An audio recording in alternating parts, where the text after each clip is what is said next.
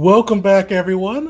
Thanks for joining us today. We are doing our February game of the month, Avatar Legends by Magpie Games. So, if you're familiar, it's not Avatar, the new James Cameron. It's the last Airbender, Legend of Korra. They made a fun system to kind of bring that wacky world to life, and we're going to be going through it.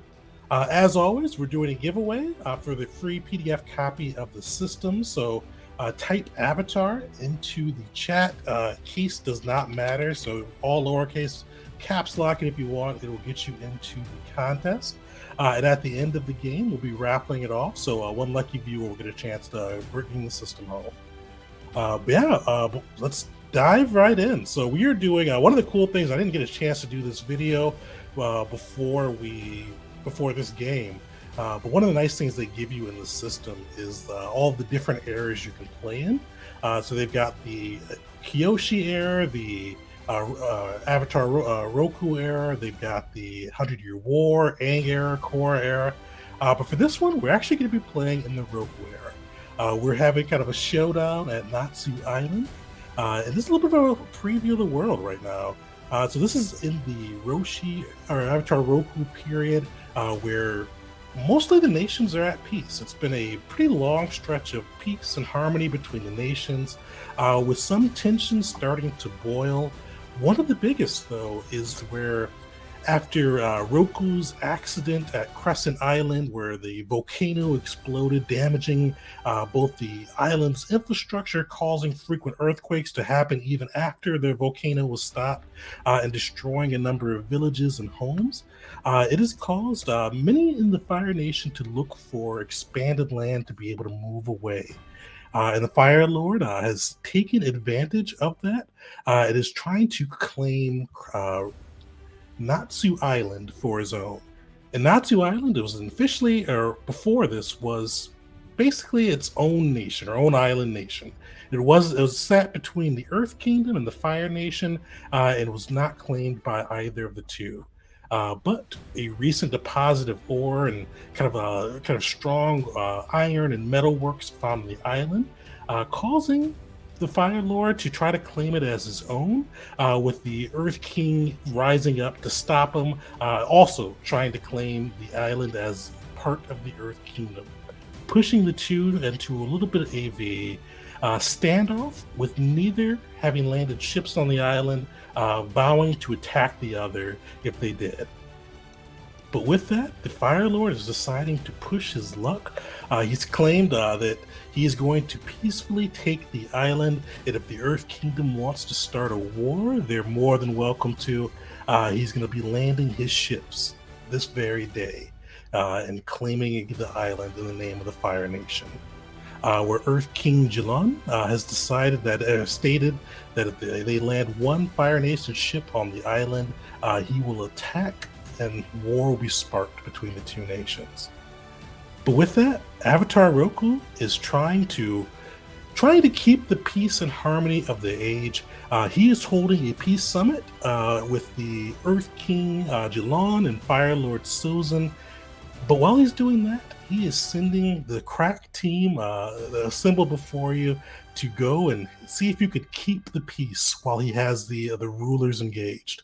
He thinks that the Fire Lord will push his luck while he's been tied, while the Avatar is tied up. So he wants you to make sure that nothing goes off and that the age of peace is maintained. Before we get more into that, we're going to introduce your PCs as well. So, Berger, I'm going to pick on you first. Okay, I won't pick on you first. So, who wants to go first? I can go first. That's fine. All right. Tell us about Get. Oh, Jet. Or Jet, yeah. So he's an airbender, but he comes from a family that kind of broke off from the monistic tradition. They have more of a a less peaceful view of airbending. So I kind of went with a background of outlaw comparison to the monks of the airbenders. Okay. Where there's like things that they defy with a tradition where They grow their hair. They don't do the tattoos. Nice.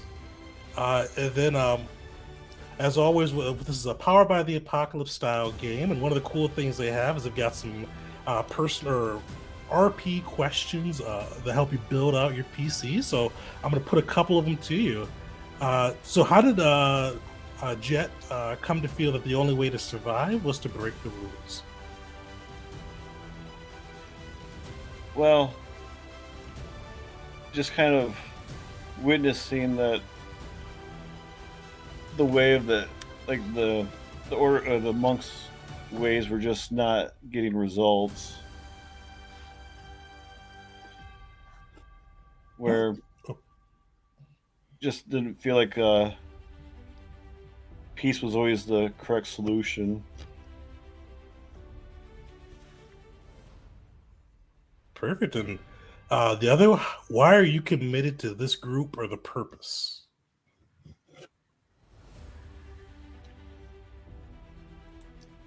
Well, even though he's not like as I said, among the peaceful ways of the monks, he still doesn't want to see all-out war break out. Perfect. And we'll hold off on your connections till we see what the other two PCs are. So Ark or Gan, who wants to go next? I can go next. All right. Alright, so Ark is a firebender.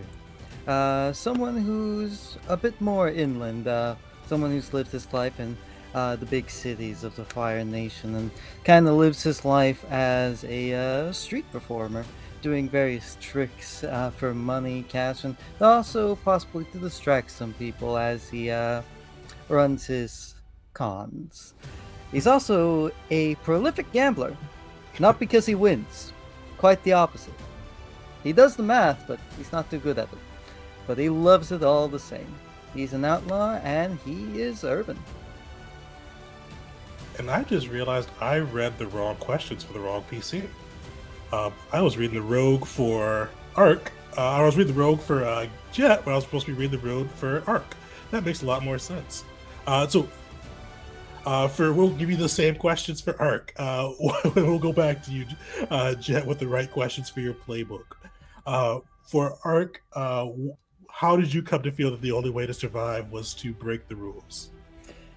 Unfortunately for Ark, for him, no one really cared about him, even as a kid. He's poor, so didn't really have a lot, especially not a lot of food or anything, and people tend to just pass him by. So he found the only real way to get people to finally look at him, to see him, to notice him, was to break the rules and just be loud, be maybe a little bit obnoxious at times, and to make sure to get underneath people's skin. The easiest way to do that is take something of theirs, like a coin purse or a shoe. And why is Ark dedicated to this group or purpose? He wants to live. He does not want to see the world go in flames, because if the world goes in flames, he goes in flames, and he's already been burnt quite a bit. I forgot to mention, he is in a perpetual state of looking beat up because he constantly gets his ass kicked. Lots of burns, some accidentally self-inflicted from his magic tricks. Got cracked tooth, split lip. He always looking beat up, but like, he does not want to die, and he knows if war breaks out, he's just got that feeling he's going to be the one of the first people to go. Hopefully in the noble sacrifice or something like that. But he wants to make sure peace continues. And hey, if he's got to fight for that with these guys, he's cool. If he likes this crew right here, he's got a good feeling about them. Perfect. We're gonna go back to Jet real quick. So they all have the why are you committed to this group of purpose, but we're gonna switch your first one to when did you first accomplish something that your teachers thought would be impossible? Because you're running the Prodigy playbook. So, he kind of learned kind of like unique uses of airbending, like more of like vacuum properties of like taking the air out of people, or and a little bit of like sound properties of from air. Nice. All right. Last but not least, again, you're up. Is that how you pronounce it? How do you pronounce it?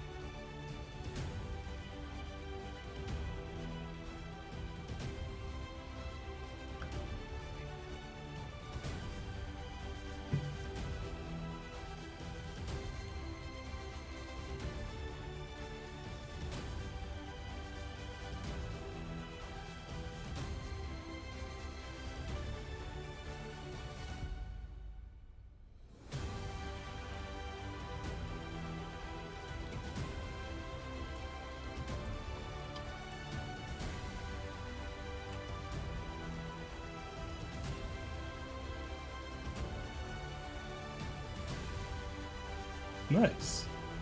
And what injustice has driven Gan to use his strength for good?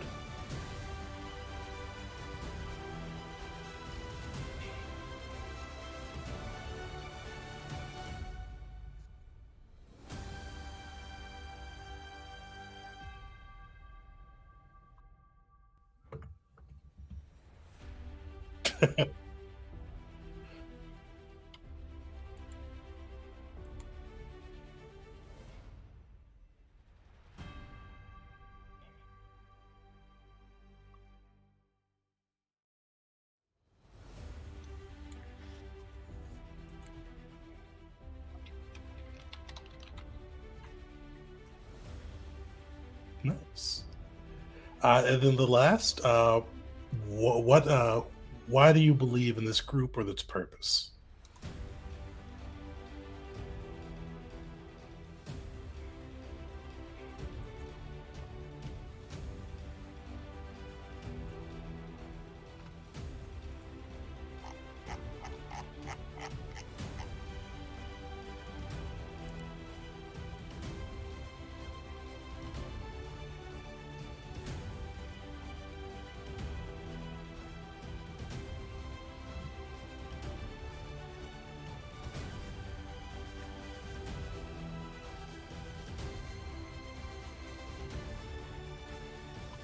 Perfect. Sweet. So with that too, each of you guys have different connections that you can use. Ark, I'm gonna pick on you first. Let's go through the rogues connections, and it looks like thanks Lemnis for the shout out for some reason, because I can hear you, Gan, but you're not coming through on the stream. Ark, you go first, and I'll figure out Gan why you're not coming through. Real quick, I'd like to point out, and this makes me smile a lot. We are very much we bring you peace by force kind of crew so far. 100%. We fight for peace. Using force. So this I need to find where those questions were. Oh, I got them. So you could do. So yours are. Blank is way too uptight, too trapped themselves, and they need to break some rules. As well as Blank is amazing, and I hope they like me. Maybe they're worth playing it straight. You know, this is probably gonna be surprising, but Rach, what was your character's name again? Gan. Gan. He likes Gan a lot because Gan, while heavy-handed, definitely knows how it is. Clearly has seen the injustices at play, so though heavy-handed and a bit strict, definitely likes him. For the other one, it's gonna be Jet because Ark is kind of scared of him, and he's making up excuses as to why he can distance himself because he's he's more than a little bit scared of this man. An airbender that's violent. We don't touch those. Fair enough.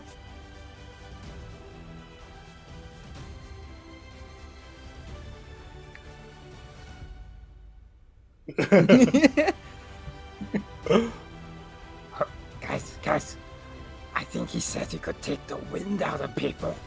Like suck the breath. Perfect. We're gonna do a quick pause. I've got to fix Gad's thing. So, any viewers, we're gonna be right back. It's probably gonna flip to the invasion thing while I get a new link. So, don't worry. We're gonna be right back.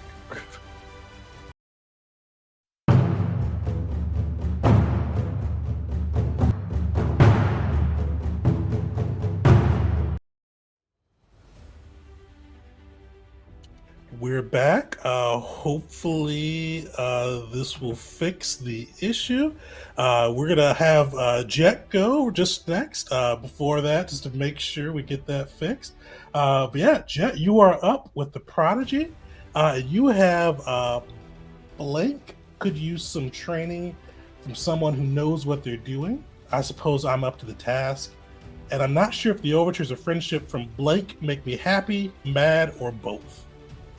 So, definitely, Art could use training from someone who knows what they're doing. I suppose I'm up to the task.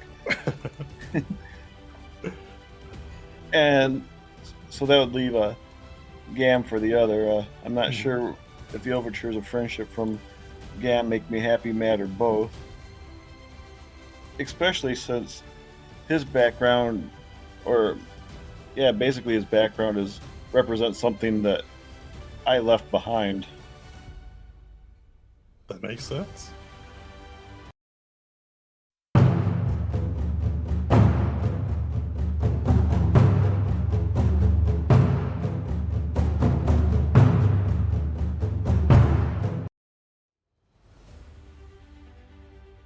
But like, he makes fire swirls in his hands. Well, for one, he could learn not to burn himself. That's what. Definitely fair. And now, everybody should be able to hear again. You are next with the hammers. The hammers 2 are Blink has a way to solve problems with words instead of fist. I'm not sure who that is on this team, but that's one of yours. And I worry Blink won't be able to hold their own when things get tough. I'm going to toughen them up. So hopefully everyone can hear me now.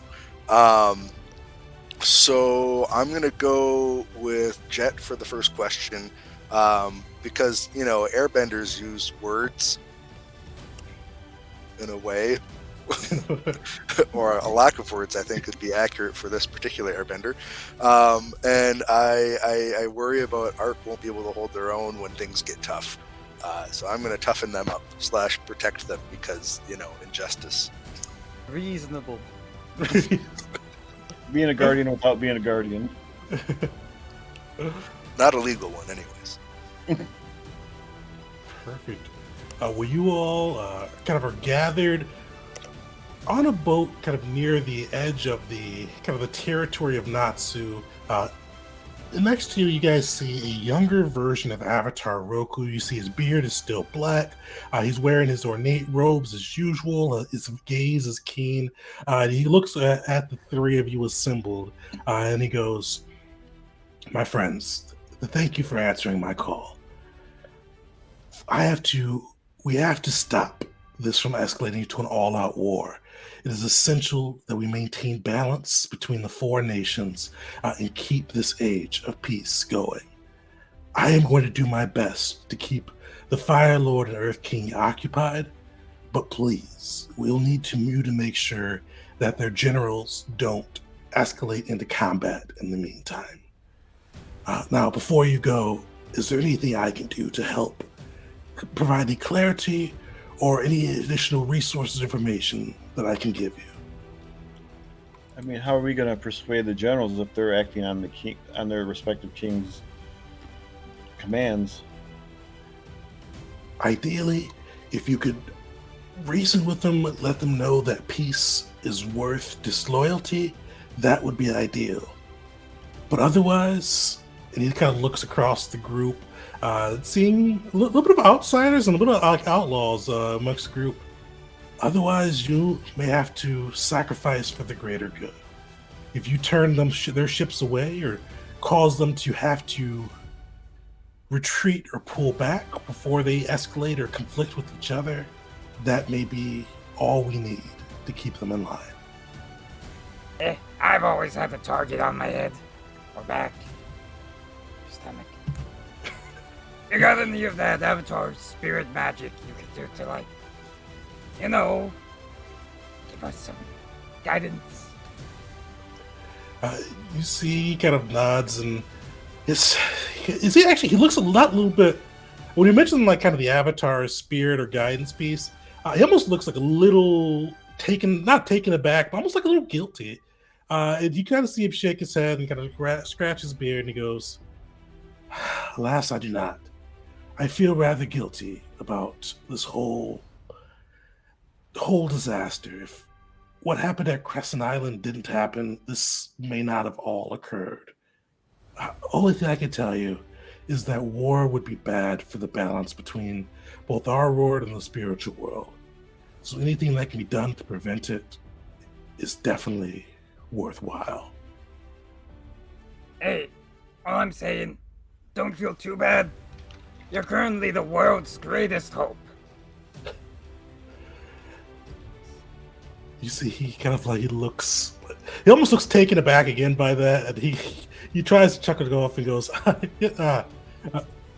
I wish that were true, Ark. I'm going to do my best to both atone for that and hopefully keep the world from going to war. I mean, he is right. You're the beacon that everyone looks towards.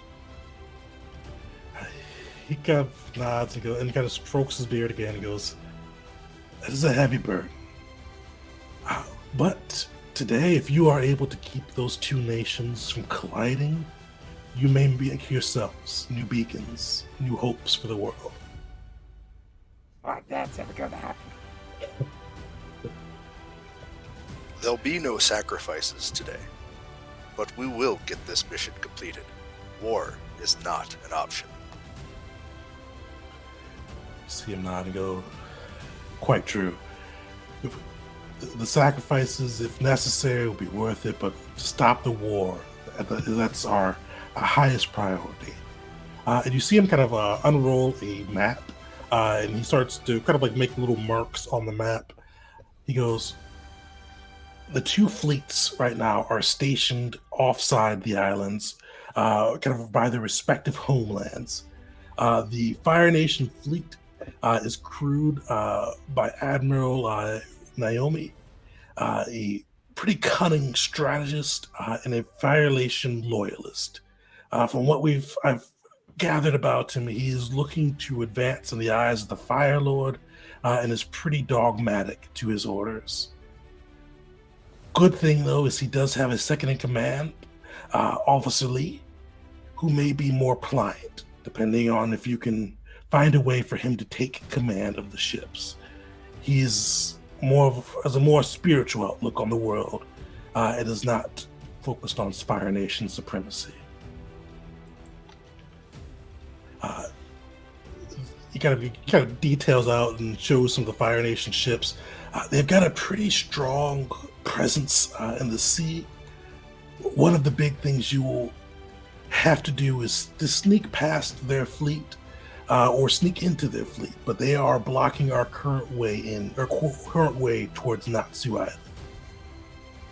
But on the other side, you've got General Day. He is a Earth Kingdom general. He is in charge of the fleet for the Earth King. He is very tactically precise. He does not like to take risk. He likes to weigh everything out and strike when the moment is right.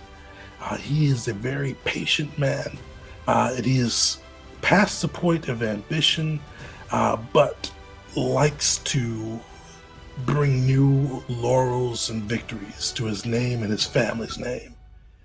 He is one that could be reasoned with, but could fight on to the end. So then, if we disable the fire fleet, the Earth fleet will just sit there and wait and do nothing, right? Is that what I'm gathering here? You see, he nods. I don't think the Earth King will move and try to claim the island for his own if the Fire Nation stands down. But they will. His orders are to launch an attack if any Fire Nation soldiers set foot on the island. One worry. Should I change my clothes? He kind of looks on it. I bet is Ark all in red too. Yeah, Art's all in red. He's in his street magician clothes right now. He doesn't have his hat on right now, but probably have it on his back, like a tall hat, for like not like a top hat, just a tall hat. And he kind of looks to himself. Listen, I'm kind of a patriot for the fine nation. Don't agree with this whole war business. But like, yeah, maybe I shouldn't be wearing this. It may be for the best, my friend. You can see he dresses to his own red, kind of Fire Nation style clothing. I'm also a patriot for the nation, but my old friend Sozin seems intent on expanding his nation's borders without any thought to what that may entail. I'm pretty sure he thought this one out. You guys see another kind of like a flash of worry or kind of stress across his face, and he goes, that may be true. The last thing I will tell you, I haven't been able to confirm this myself, but my sources have told me that on Natsu Island, there has been some unrest. There's been a gang of the reports vary. Sometimes they're Fire Nation soldiers, sometimes they're Earth Kingdom soldiers, causing havoc on the island. They've not seen any boats dock or anybody transport these troops on board, but they've burned buildings, broken the walls off of buildings. They've caused a lot of havoc. I've worried that it may be a false flag, but I have not been able to verify. That could also be another lead for you if you want to make your way to the island and figure out exactly what is going on there.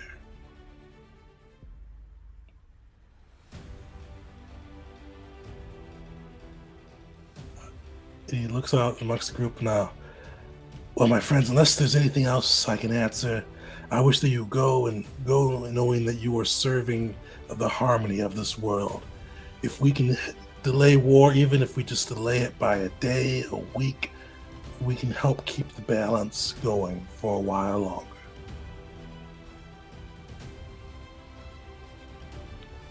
Yeah. Balance. Perfect. And you see the Avatar kind of take a step back. And he goes, well, hopefully when we meet again, we'll have happy news to share. And he kind of jumps back and jumps onto his dragon, and you see him taking off towards the rendezvous with the Fire Lord and Earth King.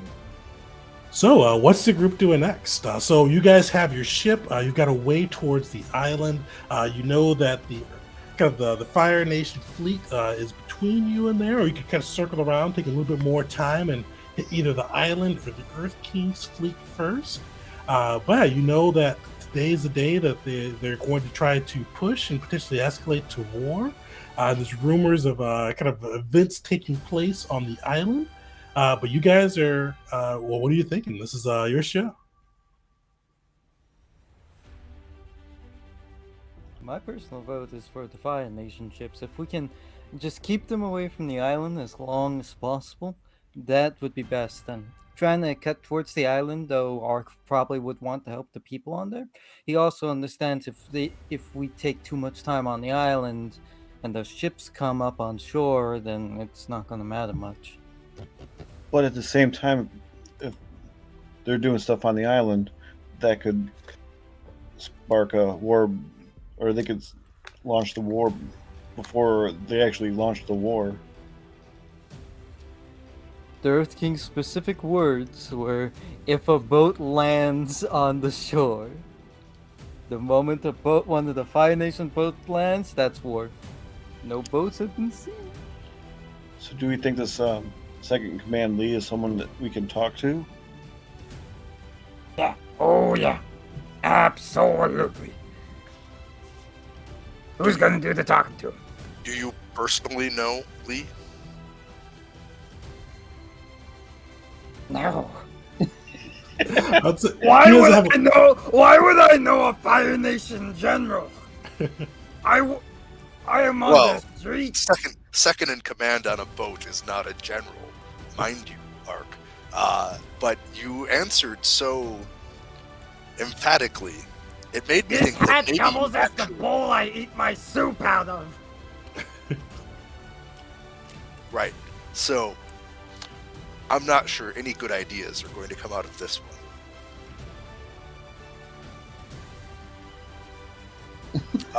Give me some credit. I made a hat into a bowl. Okay, Jar Jar Binks. That is not my George boy. I know it's not. I'm sorry for breaking the fourth wall into a fifth wall dimension. But anyways, yeah, if the Fire Nation gets too close, it can trigger the event. If the people on the island think that the false flag stuff that's going on is the Fire Nation having sent a party ahead, it can trigger the event. So it seems to me like the first step would be get to the Earth Kingdom fleet and tell them that we've been sent here as a third party to try to prevent the conflict and to get them to allow us time to address the false flag, or at least make them aware of a false flag, and then go to prevent the Fire Fleet from landing. But we also have to make sure that we don't do anything that would make the Fire Fleet think that we came from the Earth Fleet to hurt them and thus trigger the war. That is the balance of the situation.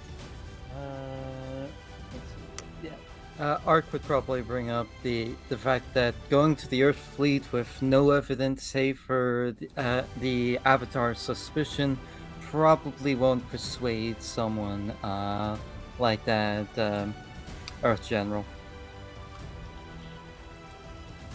Yeah, like as the Avatars was saying, he's very tactical, so he's just waiting for them to set foot on the island. Tactical rhymes with practical. Well, in that you are not wrong. Okay, so we want to go to the... we want to try to intercept the Fire Fleet? The Fire Nation fleet? Is that our plan? That's the plan that I'm offering. See if we can talk to some people. Stop them from mowing down an island. I mean, that's the core of the objective. Okay. That's 2 verse 3, so alright, let's go with that. Democracy. All right, well, you all kind of set sail and begin to kind of traverse through the waters. And actually, how are you guys approaching the Fire Nation fleet? And Fire Nation close for Ark. Are you guys trying to sneak up on them, or are you going? Well, how big's our ship compared to their ships? I guess. Are we on a little dinghy or? Yeah, you guys are kind of on like a small passenger boat where they're sailing warships. Yeah. And what time of day is this? Do we have like the cover of night or? It is actually it's morning, so it is kind of the sun is creeping up. Do we have the ability to fly the Avatar's flag at all? Yeah, I was thinking fly the Avatar's flag. Working on his behalf, so it would seem like a reasonable thing to do. Who would Yeah, that sink or the like Avatar's ship? Or you just have like a white flag for parlay. Yeah, Both? we're not there to Both are surrender. We're, Sweet. So you guys are coming up in plain view, flying the Avatar's flag, approaching the Fire Nation fleet. Yeah, I don't know if I can manipulate the wind to get us there quicker. Yeah, definitely. So no roll necessary on that side. How does that look? It just looks like the wind is pushing the sails on ours a little bit better than everything else. So yeah, just like a gust of wind. Perfect. Well, you gonna wrap that wind around you, pushing the little boat as fast as it can go. The sails full mast. As you guys make your way across the waters, you do see kind of the Fire Nation fleet ahead of you. Kind of a black coal smoke. It's kind of staining the air as they kind of hold position, starting to slowly move towards Natsu Island. As you get closer to the fleet, you do see some of the smaller patrol craft take notice of you, and you see one kind of whip around. This one, it's like a little small, like four-person boat. You see that one of the firebenders is kind of working, shooting his flames into the kind of the coal room to provide a little burst of speed. It is arcing its way towards you, smoke billowing. What do you guys do? Wave. Sweet. Yeah, you wave at them. You see the four Fire Nation soldiers all there. One bending into it. The other has like a little kind of telescope looking at the crew. They're coming towards you very quickly. You hear him yell out, "Identify yourselves!"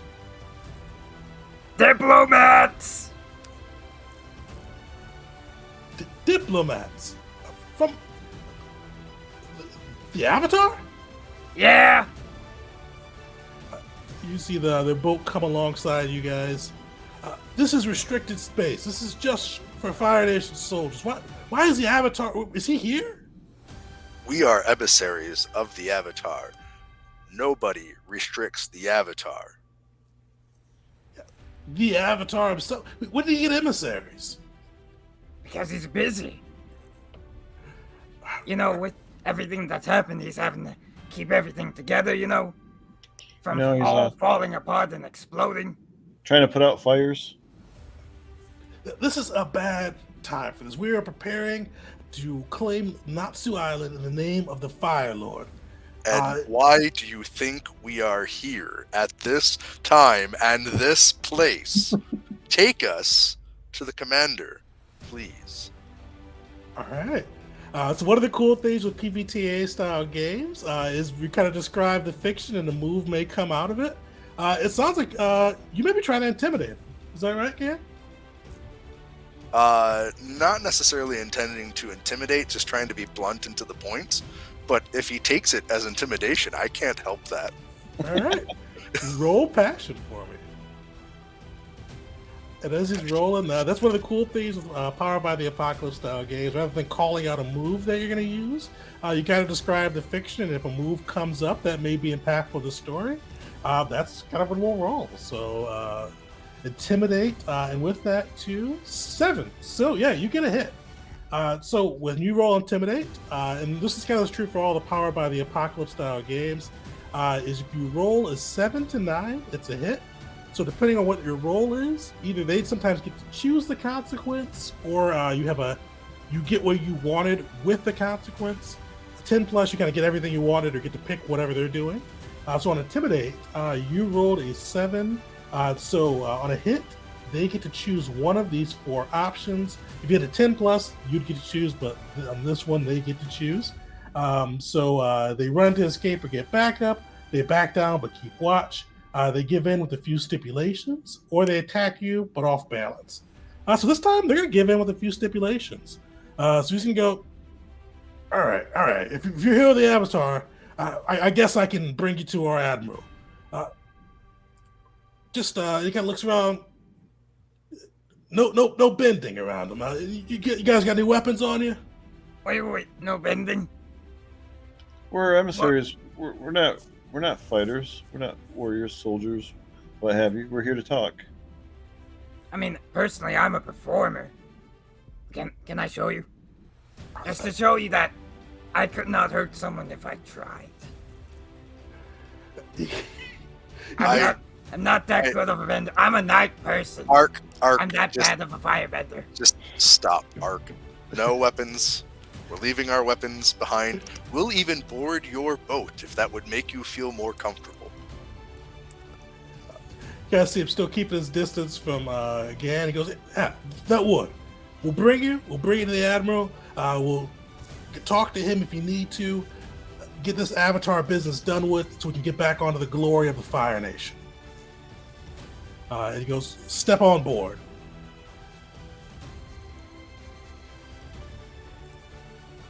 And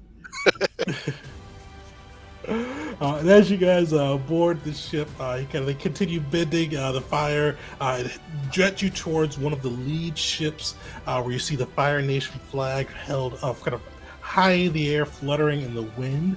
And eventually, they bring you alongside the ship, and they let down a little ladder for you to climb aboard. And as you guys climb up, you see a pretty well-maintained warship, numerous Fire Nation soldiers going about their business as they're kind of preparing the ship for battle and preparing to make their way towards Natsu Island. And you see eventually, after one of the soldiers you came on board with runs to the interior of the ship, you see two men come out to greet you. One's older. His beard is mostly white now. He wears kind of the uniform of a Fire Nation soldier. He's got medals on his chest. He has a pretty keen look. And you guys would definitely recognize him as Admiral Naomi. And next to him was quite a bit younger, probably about 20 years his junior, mid-40s or so. Kind of a pretty physically intimidating guy. He's about 6'5". Also wearing kind of an officer Fire Nation soldier's uniform. He has you see, I guess one of his hands looks like it's been scarred or burned pretty badly with a kind of a hefty scar. But his eyes are pretty keen. And even with everything going along, he has a friendly smile on his face. You see, you guys would probably guess this is his second in command, Lee. And both of them make their way to you. Admiral Naomi kind of looks around and goes,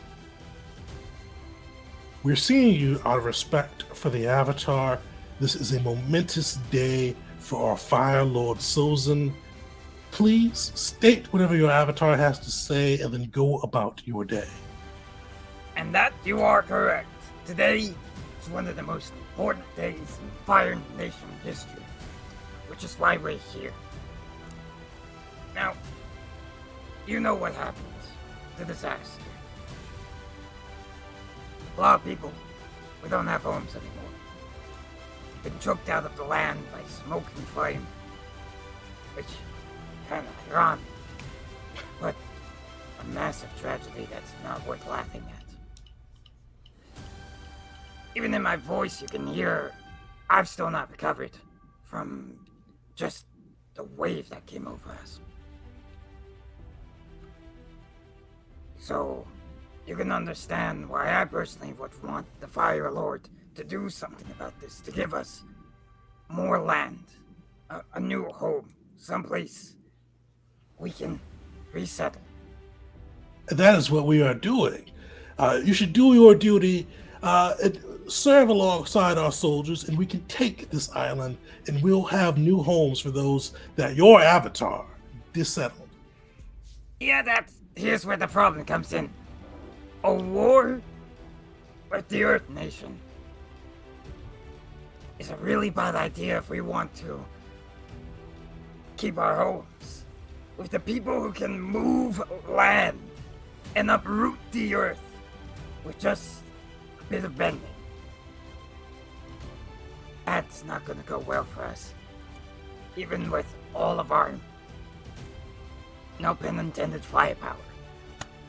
Plus, there's people that already have homes here. You'd be taking their homes away from them. They'd be part of the glorious Fire Nation. Our Lord would take care of them as well. But we have to put our people first. But what if they don't want to be part of the Fire Nation? Well, that is their cross to bear. Let us just say, and I'm trying to be polite, let us just say that that is an unjust proposition. And there are many in this world, not just the Earth Nation, that would take issue with the stance that the Fire Nation is taking.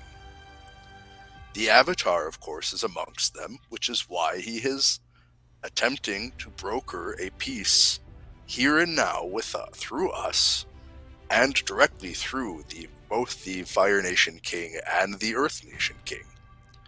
Please allow them the time to do the right thing and delay your landing at the island. There is a peaceful way forward. This does not need to come to bloodshed.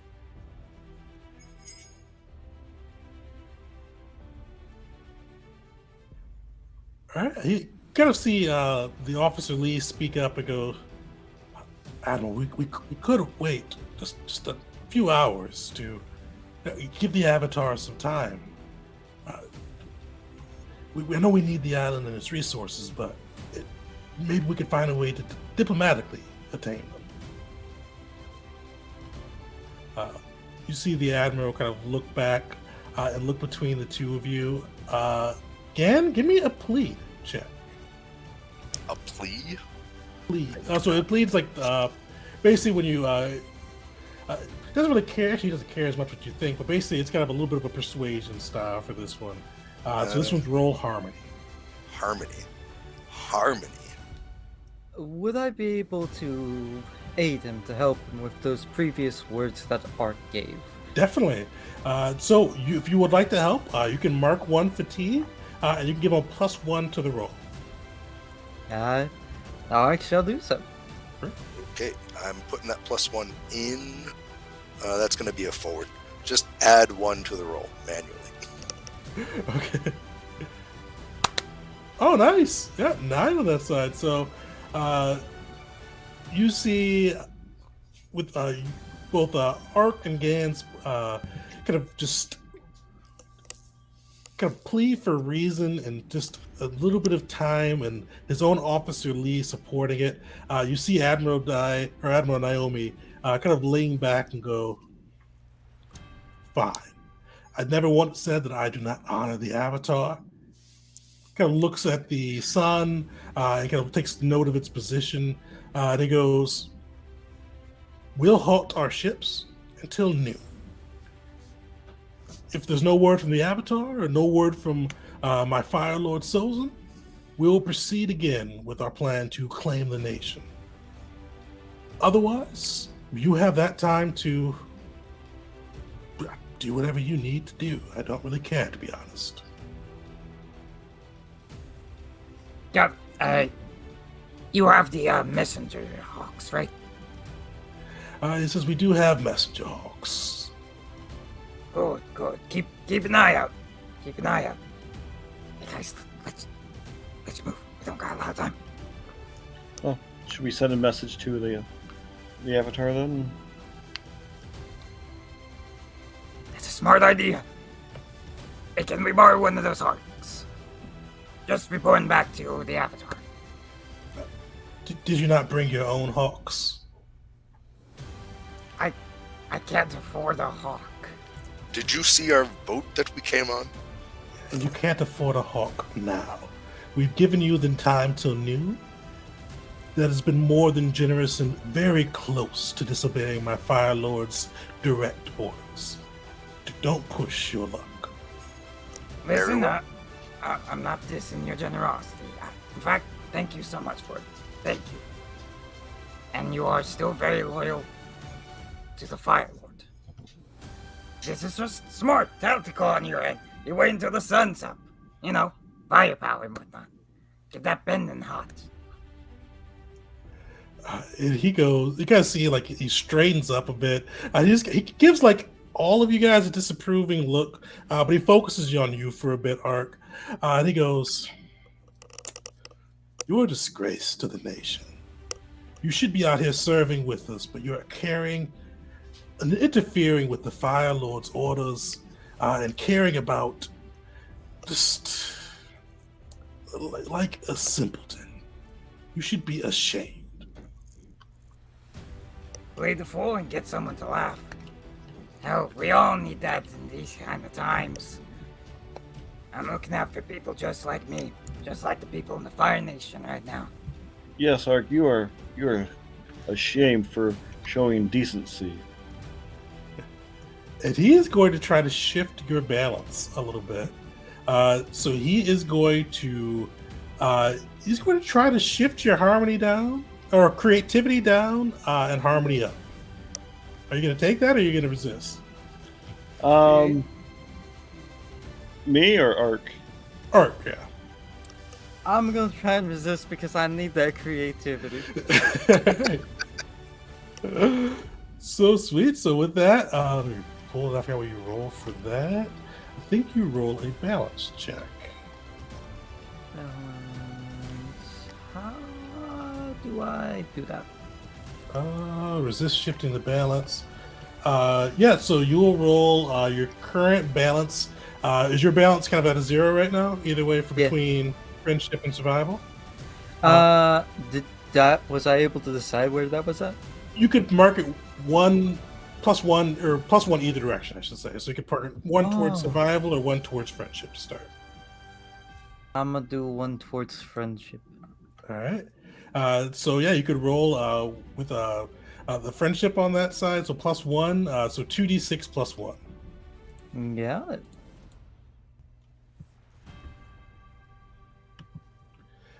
And while he's rolling, anybody that just joined too, you can type avatar into the chat for your chance to win a free PDF copy of the Avatar Legends RPG.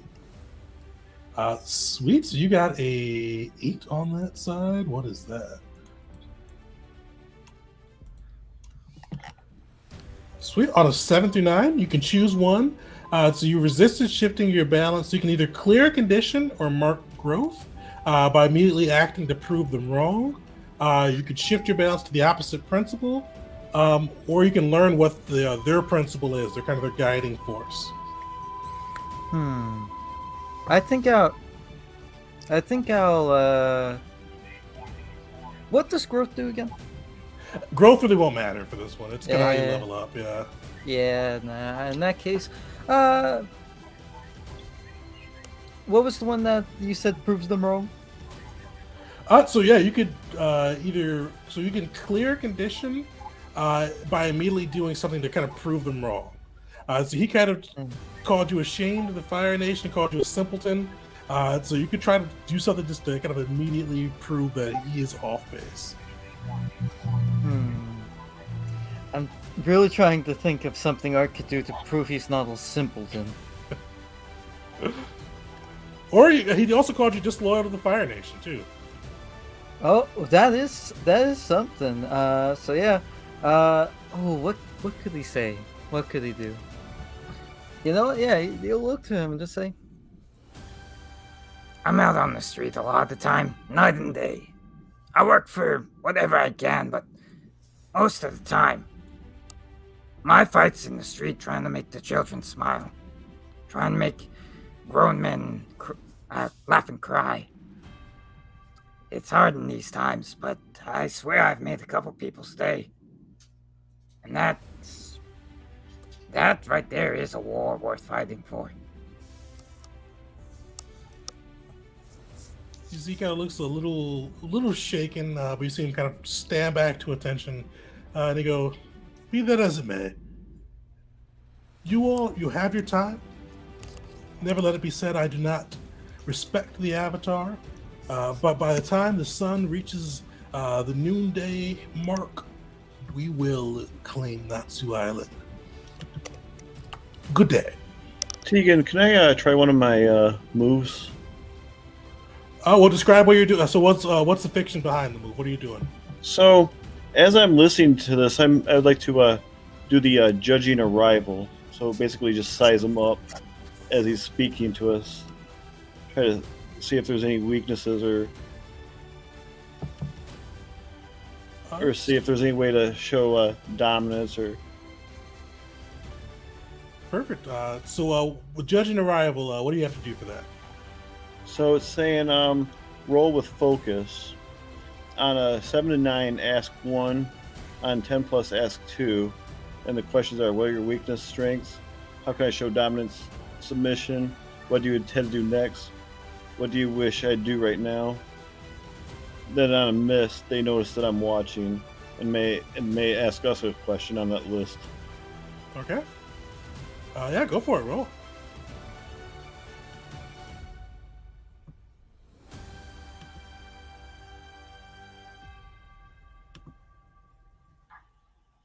Solid. So, which one of the questions are you going to ask? How to show dominance or submission? Yeah, to show dominance here, would be a good way because he's all like his ambition and kind of the glory to the Fire Nation. That's kind of all his guiding principles there. Good way to show dominance.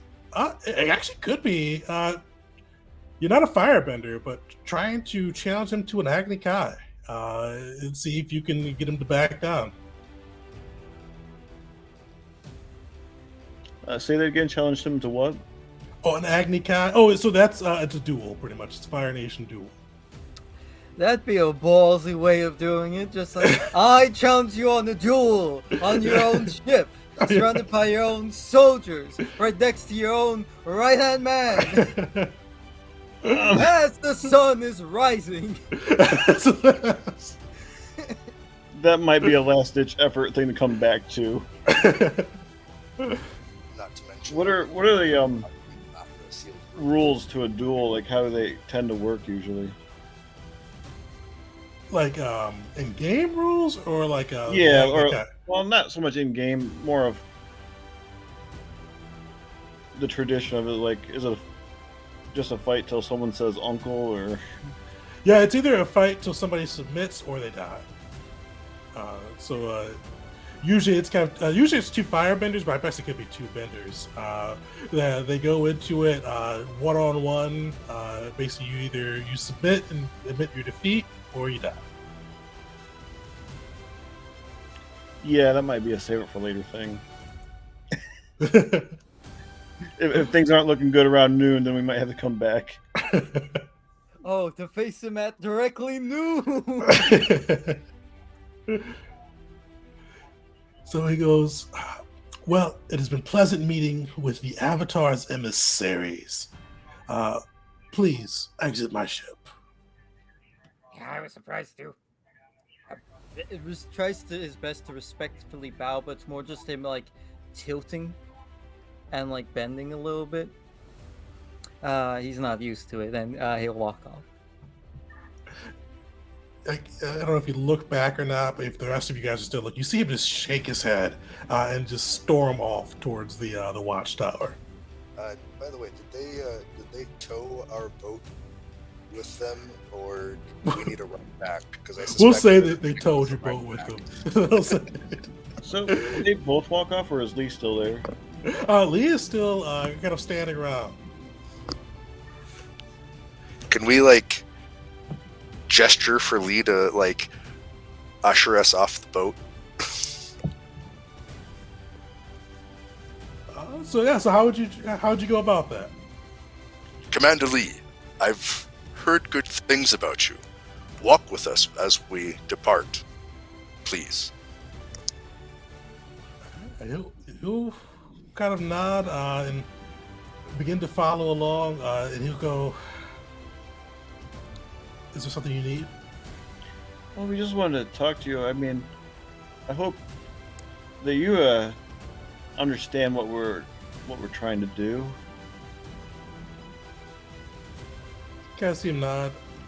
I do, and I wish you and the Avatar success. I do not wish to get into this war and send so many of our Fire Nation brothers into a conflict that could be avoided.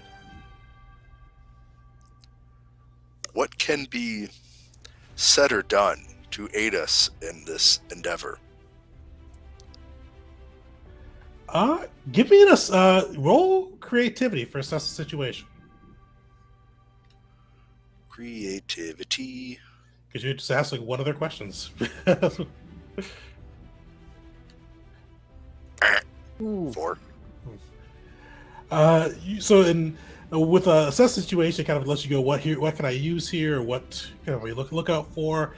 He goes, and as you kind of come up with nothing, he kind of looks at you and goes, "Unfortunately, unless the Fire Lord tells Admiral Naomi to stand down, there's not really much we can do as of right now. If the order comes through, we must obey, and I must obey the Admiral." You and I and the Avatar all recognize the injustice of the situation. I hate to even suggest it, and I kind of like lean in closer to be quiet about it, but could mutiny be an option? All right, give me a plead check. So Harmony.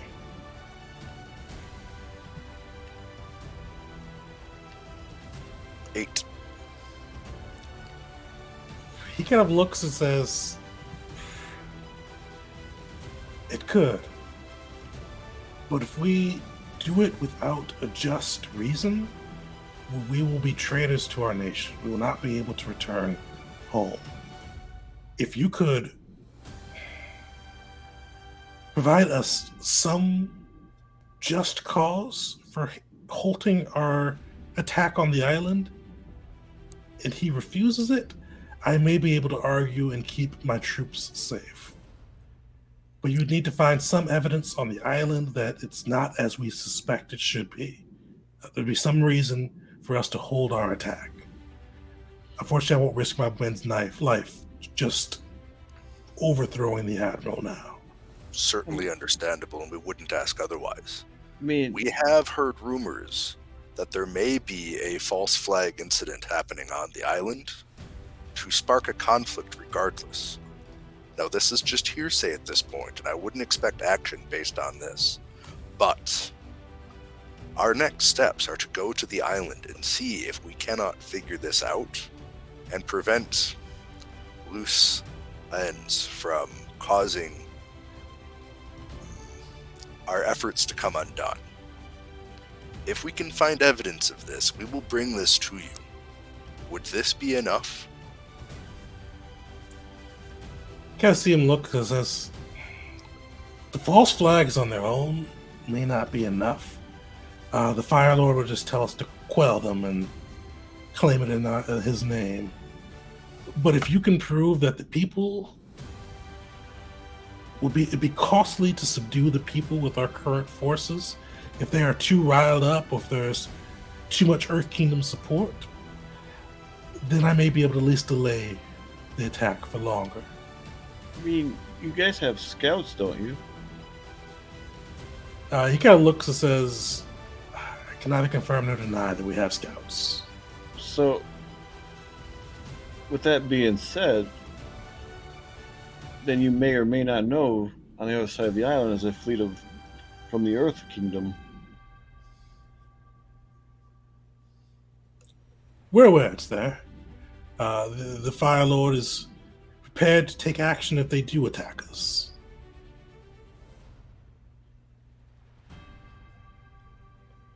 And if you have a drawn out war on the island, that's just going to cause the island to be in ruin. And it's not going to be good for anyone. Not going to be that much usable for whoever the victor is. You see him lean in and he goes, "Ostensibly, this war is about providing more space to our people. Well, from what I've gathered, it seems more about getting the ore and the metals upon the island and using them to build more ships and more infrastructure for the Fire Nation. If But it's then the other nations will catch wind of this, and this could be a 3-on-1.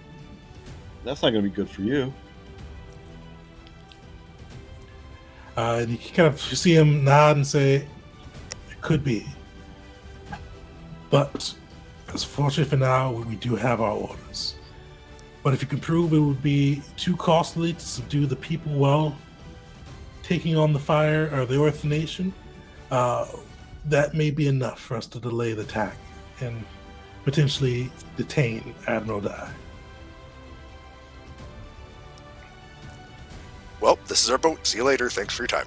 Yes, thank you for your time. Thank you for listening to us. Ark's been on the boat for like 5 minutes, and he looks to you guys.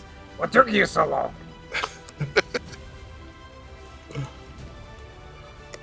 Forever, you guys launch off in your boat, leaving the Fire Nation fleet behind you. You guys kind of are you guys? Oh, actually, are you going to the island, or are you making your way to the Earth Kingdom fleet? What are you all doing? I would think the island, unless you guys think we need to go to the Earth Kingdom fleet. I'm thinking the island too. Perfect. And so, Jet, are you once again kind of billowing the sails with some Earth? Yeah, I water? mean, time's of the essence, so the less time in the boat and more on land, good for us, because what do we have, like 5 hours maybe? Yeah, you guys have about 4 hours. All right.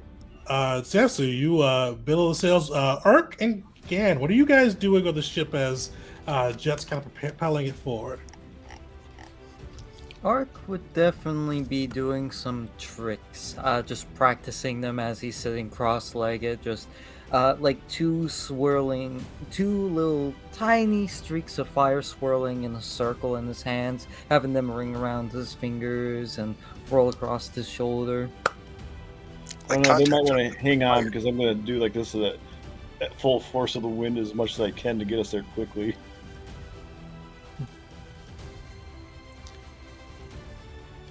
Gan, what are you doing? Sea captain gaze at the front of the ship.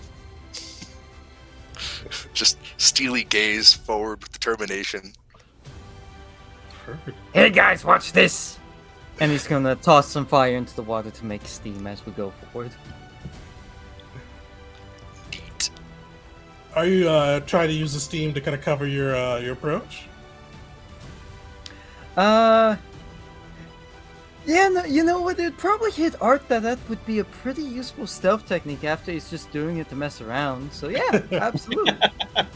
All right, so we kind of rely, and that's one of the nice things. Rely on skills and trainings. Usually, where you're bending, things that come up. A lot of the other ones can be aided by your bending. But give me a focus roll as you try to rely on your skills. Can I make a case for creativity instead?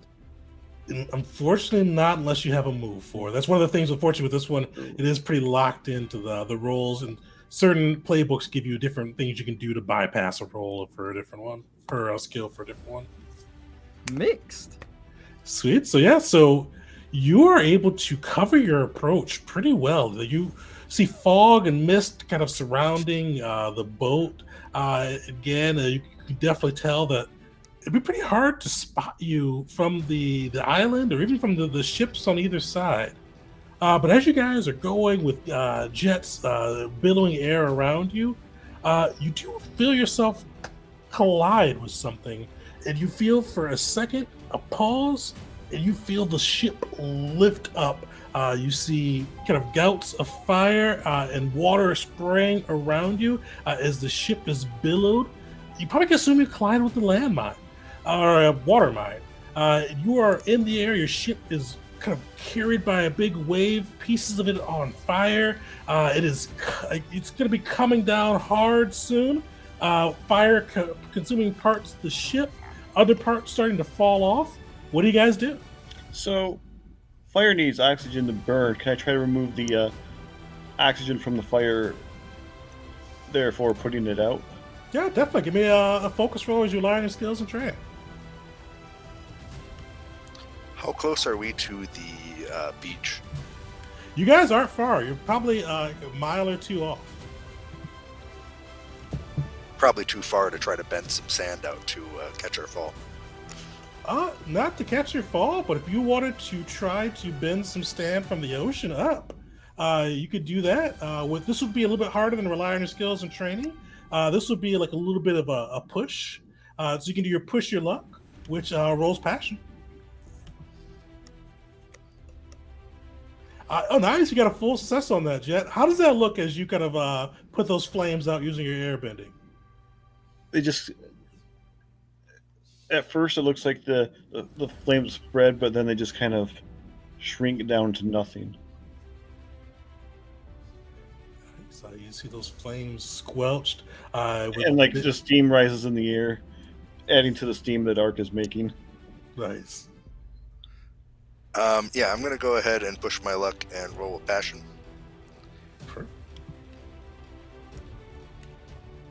That's a 9. Nice. Yeah, so you're able to bring a pillar of sand up to catch the ship with the push your luck though. So there's a little bit of that pillar of sand catches the ship. It kind of breaks through part of its hull, but it does keep you from colliding into the water and breaking the ship completely apart. So the ship right now is kind of stuck on that pillar of sand, but the fires are out. You've got steam around you, but you still need to make your way to the island. Ark, is there anything you can do there? Here's what Ark would do in this situation if he's in the air. He's actually very acrobatic and kind of skilled in being agile, being able to run away from people very quickly, a little bit of parkour. He's very intimate with trespassing and needing to climb out of windows, climb on roofs, jump off roofs, jump out of the windows. So he's familiar with falling. So he'd use those kind of acrobatic techniques he's learned across his life as both criminal and so to just try and roll with it and stick the landing. Nice. Yeah. So yeah, give me are you trying to help kind of like for him sticking and landing individually, or trying to help the ship kind of? Oh no, he's trying to live. He's more focused on himself in this situation. All right. So is he kind of trying to land in the water? If he were to land on the beach, could he do it with minimum damage? So the beach is still about 2 miles away, so you wouldn't be able to land there. But if you just wanted to kind of skip the boat and land in the water, we could definitely kind of rely on your skills and training and see if you land all right. Absolutely. All right, give me a focus roll. Focus. Oh. Ooh, turns out there was a reef right there where he chose to land. Or what actually happened? Yeah, so you jump off. Your acrobatics comes into display for a bit, but with Gan bringing that pillar of sand up and it catches the boat, it kind of throws you off balance, and you dive into the water. And you're going to take a status. So right now, that when you hit that water, you're a bit like you're stunned. You're caught off guard. You can't act for a few seconds, and you are sinking fast. Gan and Jet, what do you do? Real fast, can I describe how I think it looks? Oh yeah, go for it. Yeah, so like him going for like a front flip in order to get off the ship, and like he's about to dive, but getting his foot caught by the boat that's just been caught, and he just goes up, but before he can like go head first, he tries to readjust himself. So instead, he just goes flat on the water, and then just starts plummeting down.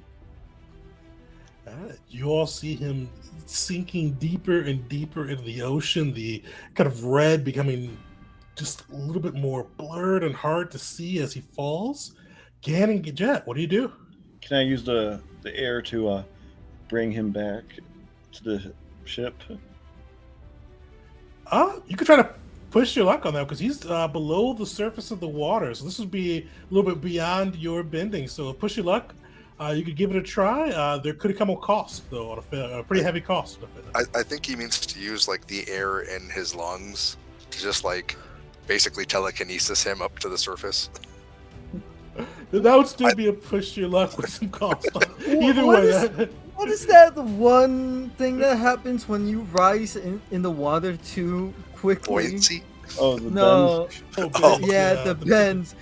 I feel like that is an easy thing to accidentally have happen, trying to bend the oxygen in your lungs to just you get back up out of water.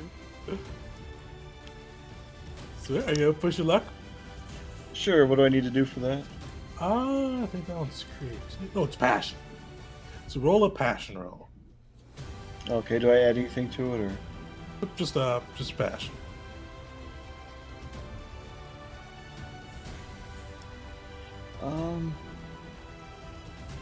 I trust you with my So, life. with my playbook special, extraordinary skill, can I use anything with that to help me out? So what does that do? Well, it's like a long book, or it's like you aren't just capable in your area of skill and training. You're astonishing, true prodigy, excelling, and learning more quickly. You start play with additional master technique. Choose two areas in which your mastery is particularly impressive. I chose shaping and forcing. Yeah, I don't think that would apply here, unfortunately. Okay, so do a passion roll. Yep.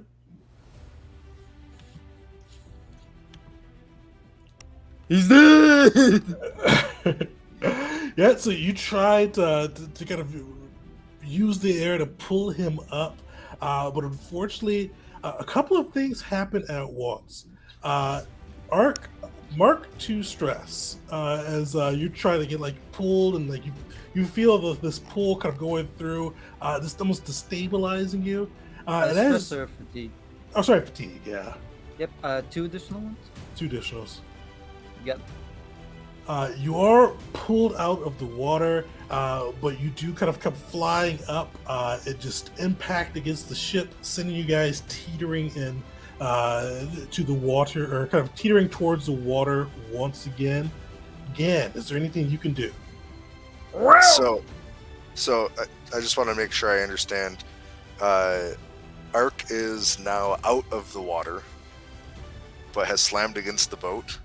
Slammed against the boat. He's back on the boat too. But yeah, he kind of like slammed, boshed into the rowboat and flipped over on top. He looks a little beat up and bruised and tired, but he is back on the boat, and now the boat is kind of knocked adjacent off of that sand pillar you created, and started to kind of tip towards crashing back into the water once again. Okay, so I'm going to do two things. I'm going to run to the opposite end of the boat to provide like counterweight balance to try to stop it from its tilting, while simultaneously lowering the pillar of sand back down closer to the like surface of the water, not putting it in the water, but like closer to it.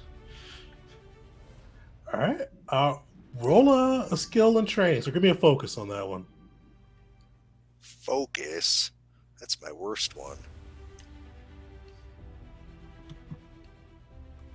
That's still a 9. Nice. I'll take it. Yeah. You are able to kind of counterbalance and manipulate the sand to kind of catch your the falling ship again, and keep it kind of leveled. It does kind of draw like a little bit. Like you notice that the mist cloud is no longer around you. You do see it. It probably is a little bit of a spectacle with rising sand and people flying in and out of boats. But you are able to bring it down to the ground and keep everybody on the boat. And the boat is once again sailing forward. All right, and really bit damaged, broken. And you definitely know that hull probably needs some patching. But it's floating and it's taking you closer to the land. man, I hate the water. Oh, oh, oh, I hate the water. Some people live in this. They live in frozen water. Up in the north and the south. How? Why are there mines? I try to take a look around to see if I could see who did this to us. You would think, and give me an assess the situation, actually. Okay, what do I do for that? I think that one's creativity. Creativity. Oh boy, that's my worst one.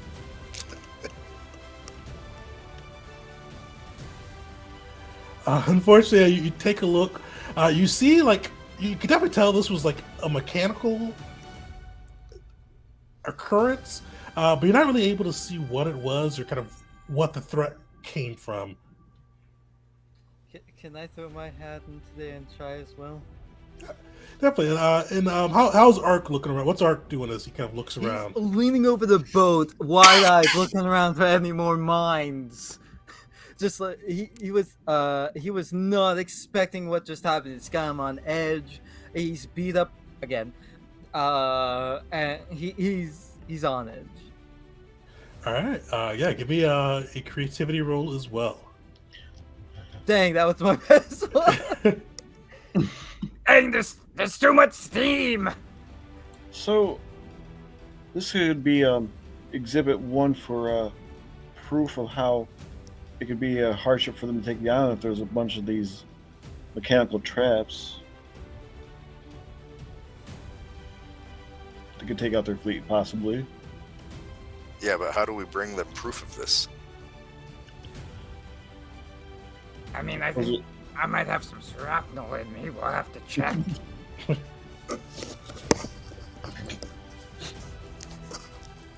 We also have to simultaneously prove to them that it's there and that there's enough of them to decimate their fleet before they make it to land, but while also not taking away their defensive ability by ruining the surprise of it, because otherwise they'll just detonate the explosives before they get to land. Yeah, I see what you mean. I mean, this seems kind of like a go find what their strengths are so you can tell us and we can find out how to counter it. Right. So, could be him just playing us.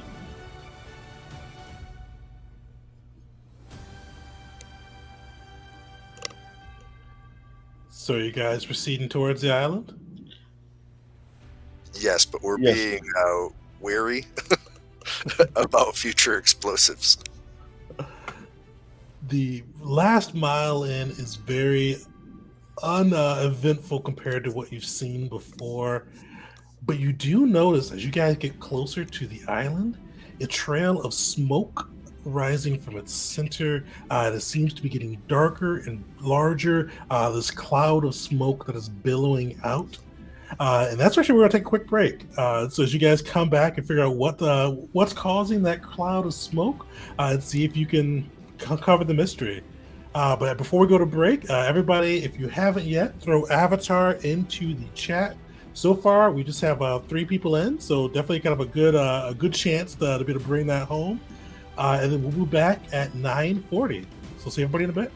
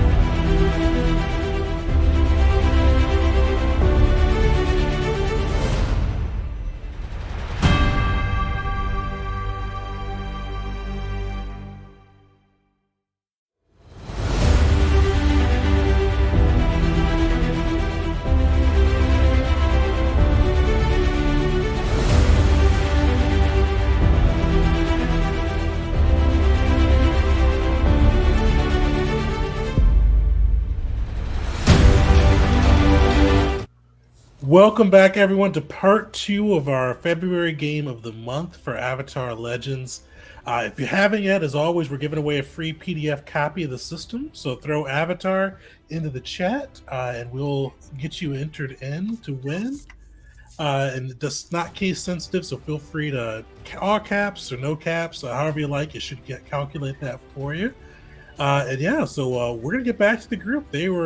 They were able to successfully talk to Admiral Naomi and convince him to give them a little bit of time to be able to basically avert this war.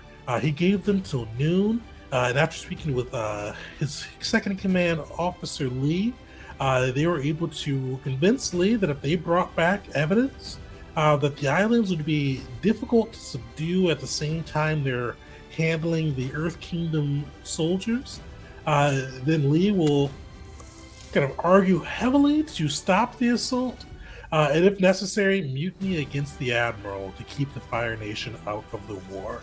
But he needs the evidence to be able to protect both, not just his life, but the lives of the troops, because if they were mutiny against the Admiral and without a good reason, the Fire Lord will exile them at best. But the group then made their way towards the island after a bit of treachery and colliding with some type of mechanical object that sent a burst of fire and waves across the ship, nearly sinking it. The group did make their way to the island, where they see a large cloud of smoke coming from kind of what looks like to be the center of the village, and it seems to be expanding and billowing out. So, what do you guys do? You see that cloud of smoke. You're on dry land. How are you reacting?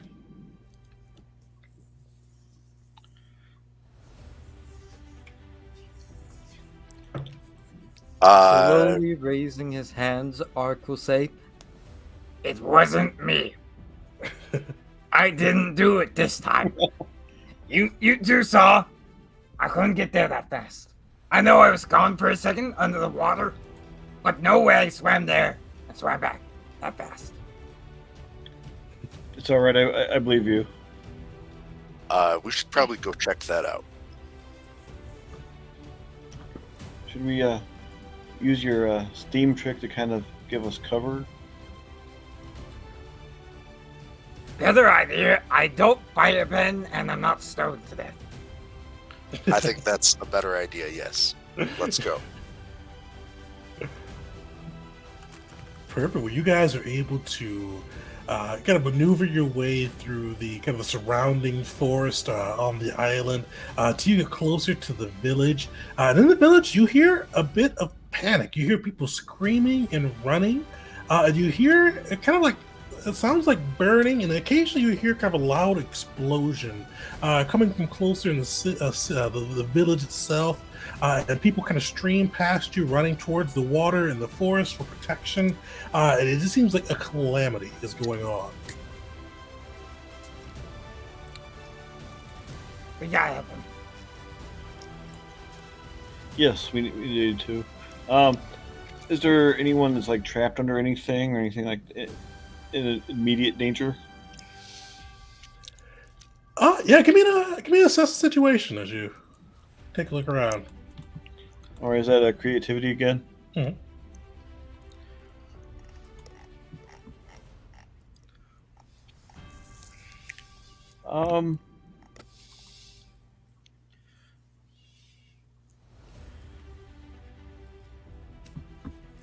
All right.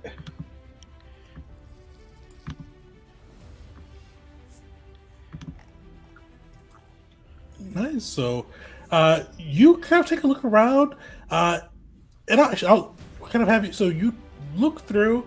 You do see some people look like they may be trapped, but I'll let you give one of these questions to you. You got a 7 through 9, so you get one of these questions. You can see ask who or what is the biggest threat.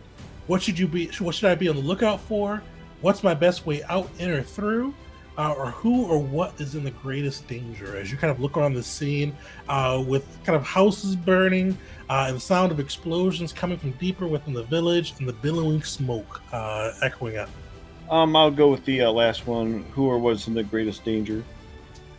Yeah, so you see, and kind of taking a look through it, you see that it looks like the burning itself is probably the fires itself are the biggest danger, especially because you see that trail of smoke getting higher and higher. And it's one of those things that could be eventually like, could be seen by one of the two navies.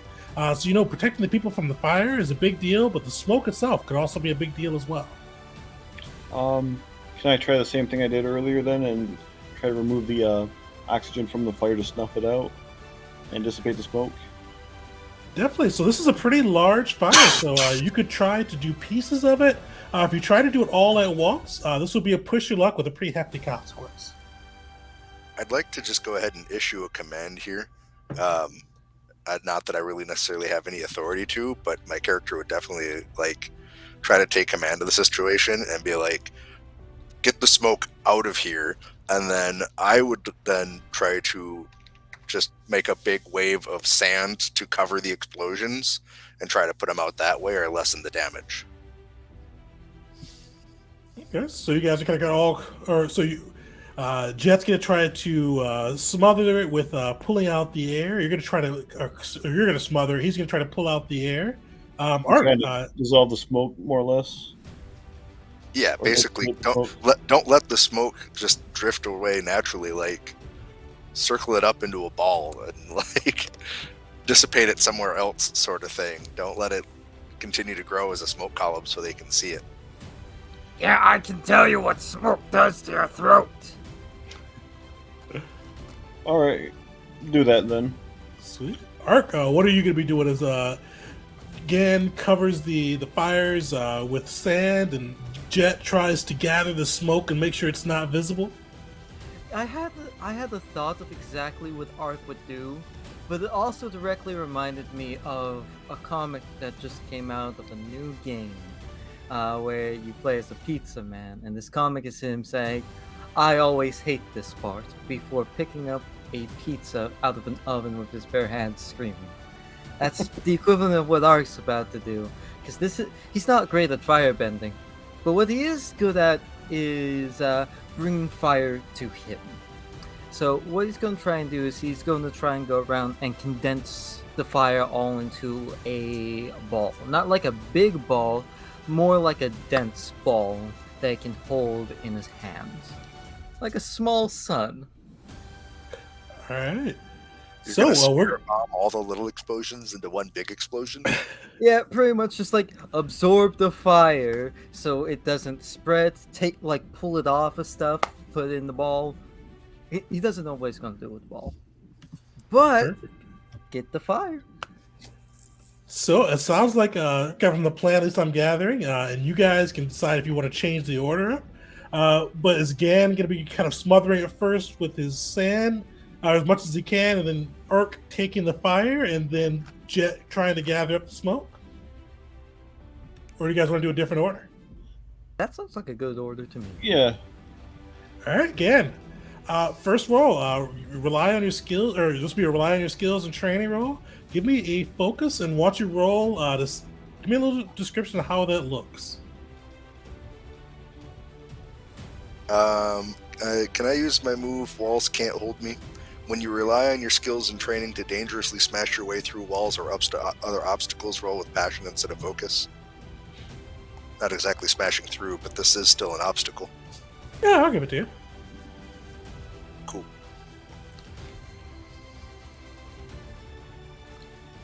Roll a thing. Roll the thing. There we go. 12. Massive success. Nice. Yeah. So we're all running towards the thing, but Gan has style, and he's basically has a rock skateboard or surfboard, and is just kind of skating in on that. And as he assesses what's going on, he'll just kind of do the earth bending, hand waving, and stomp on the ground. And just all the loose sand on the ground around and from the beach will just kind of rise up into a big tidal wave and just kind of wash over all the explosions that he can see, trying to just smother out the fire.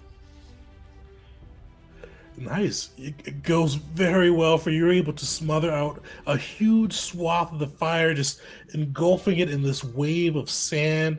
You see many of it smolder out, but there's still a good chunk of the flames left behind.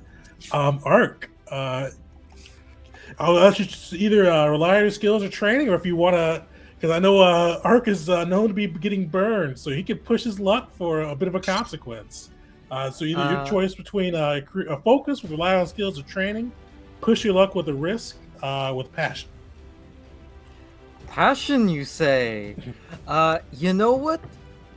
He'll push his luck with this. He knows what's going to happen. He always hates this part, but he knows he's got to take this. And while he does prefer his own survival versus a lot of other people, these are like actual people. These are people that are at threat of war, so he can put them above himself, at least for now. All right, give me that passion roll. Yeah! Nice. Guys are rolling well. And just a little bit of a peek behind the screen. If you did fail or kind of mix that one, you would have gotten the impaired condition for the rest of the adventure. But as the flames wash over, but how does that look? How does it look as he gathers that flame? So he's a showman by trade, and he usually wants people to look at him. So even though he doesn't want people to know he's a firebender, he's immediately forgotten that, and is just kind of rolling, jumping, yoinking up the fire as he spins it around his fingers into a ball, never-densing ball of flame, just like grabbing it over there, running over here, grabbing wherever he thinks it's at its worst. And he spins that fire into this little ball in his hand until he's got all that he can, and he looks at this ball, thinks about what to do with it, and he'll kind of fake almost lose grip of it before shoving it in his mouth and doing an old trick he does of like swallowing fire. Nice. You gather that flame, juggle it a bit, swallow it. You feel that burning sensation, but you control it and just squelch it into your stomach. Between you and Gan's efforts, the flames are completely extinguished, but you do see the black clouds of smoke rushing into the air. Jet, you're up. All right. So you want me to do a focus roll on this one? Actually, I'll give you the same thing with this one. You could either do a focus for skills or training, or you could do push your luck with a bit of a consequence. I'll do the skills and training. Just as people around him are panicked, he's actually Jet's actually pretty calm. Nice.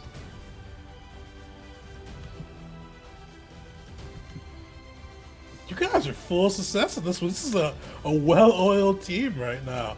Yeah, you are able to. No consequences come through. How does it look as Jet gathers all that smoke? So since smoke's a gas, there's no definite mass or shape. So I basically just take all the smoke and compress it to about the size of a marble, and just direct it toward, and just launch it right into the water. Nice. You gather that smoke and stop it from getting too high in the air, launch to the water, and you see it kind of billow out inside the water, giving a little bit of a smoky look beneath the waves. But the fires are out. You do still hear yelling from the city center, but it seems like the immediate threat of the flames have been dealt with. What does the group do? I guess go towards the yelling, right? Ark will take a slightly more stealthy approach to running towards the yelling, because he's still in Fire Nation clothes.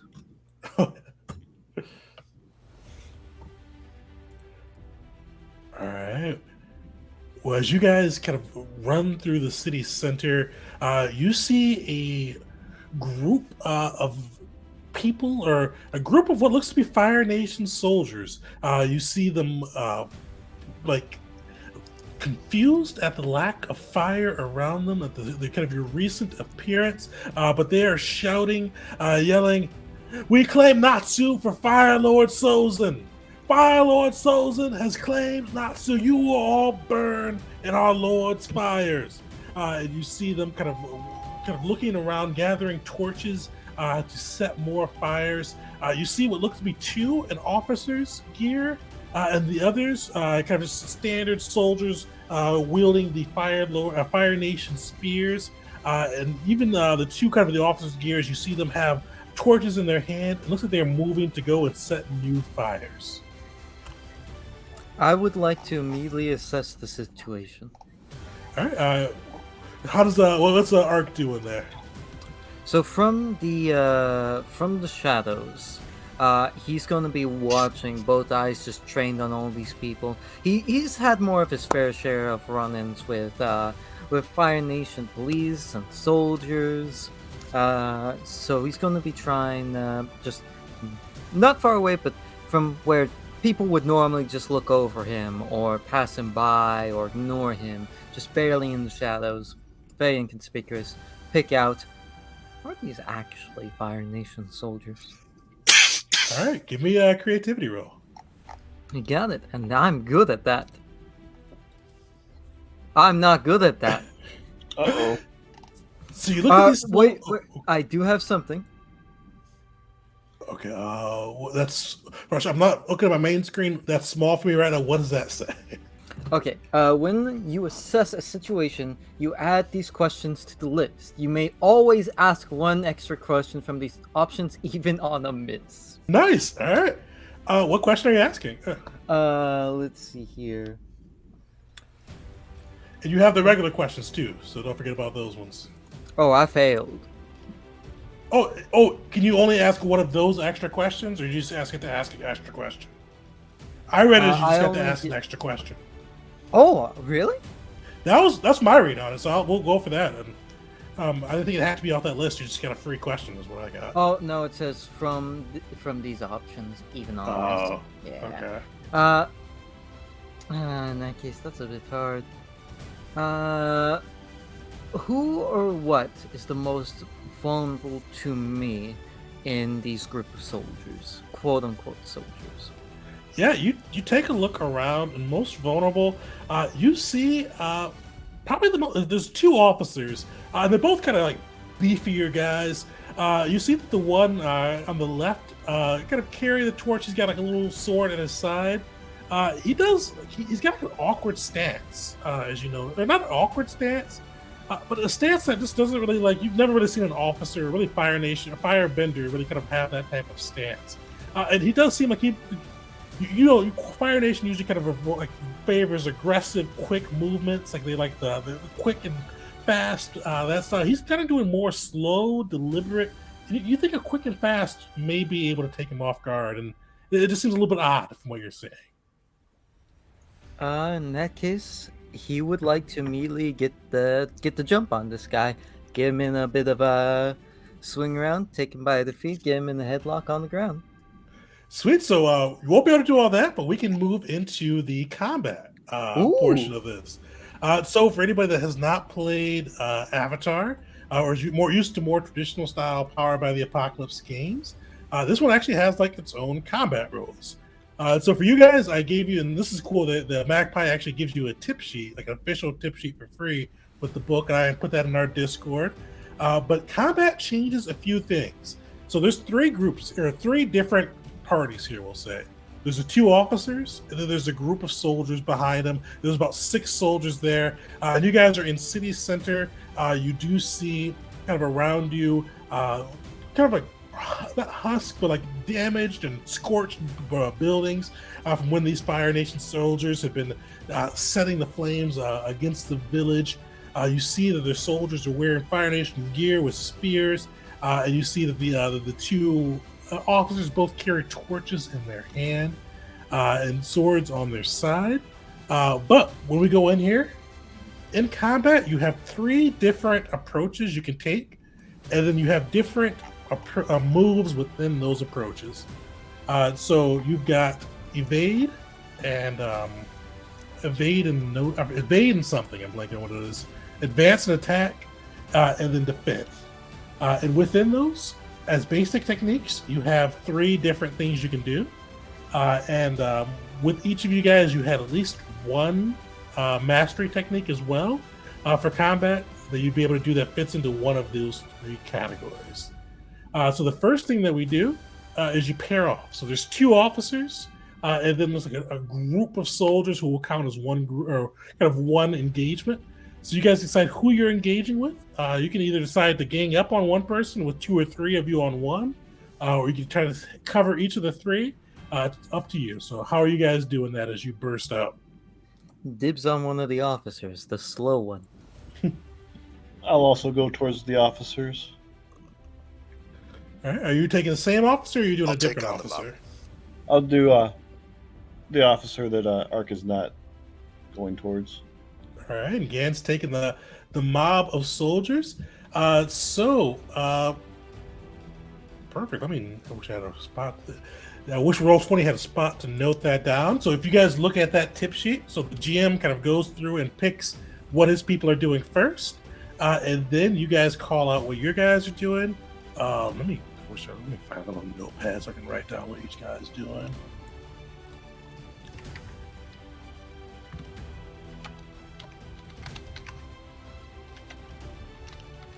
All right. Sweet. So you guys now get to Not pick seeing what you're doing. What's that? I'm not seeing the tip sheet that you're talking about. It's pinned to in the Discord thread. Pinned in Discord. Okay. Sweet. So, Arc or Jet, what are you guys doing? Are you attacking, defending, evading? You got each of those, at least 3 moves or 3 basic moves in each one, and you can kind of decide which one you want to do. Attack. All right. I'll go ahead. So also with this too, so when you do decide which you're doing, you have your stance move. So defend and maneuver is focus, advance and attack is passion, evade and observe is creativity or harmony, your choice. So you once you decide your stance, you roll roll the approach for it too, and basically what that determines is how many actions you can do or what type of actions you can do. So Arc, if you still want to do advanced attack, give me a passion roll. Yeah. Nice. So you got 7 through 9, and what that is, you get to choose. You get to, on 7 through 9, you can use 1 basic or 1 master technique. So the basics are on that sheet, basically the ones that are available to everybody. And mastered, you should have picked 1 technique to master. Before we go into that, though, Jet, you're up next. Are you sticking with attack? So what are the options for attack again, and what abilities are tagged with them?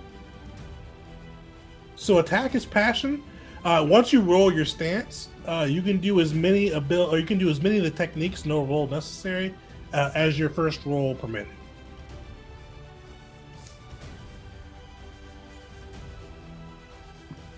Okay, so I'll do an attack, and I just roll a passion, and I roll a passion. Yep.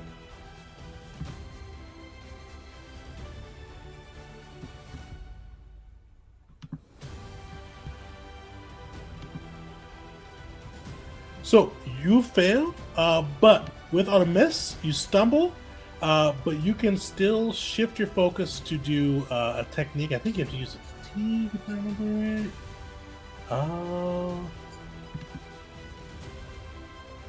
Yeah, so on a miss, if you'd like to kind of still be able to jump in, you can use a fatigue to be able to get a basic technique in. All right, I'll do that. All right. And Jet, what are you doing?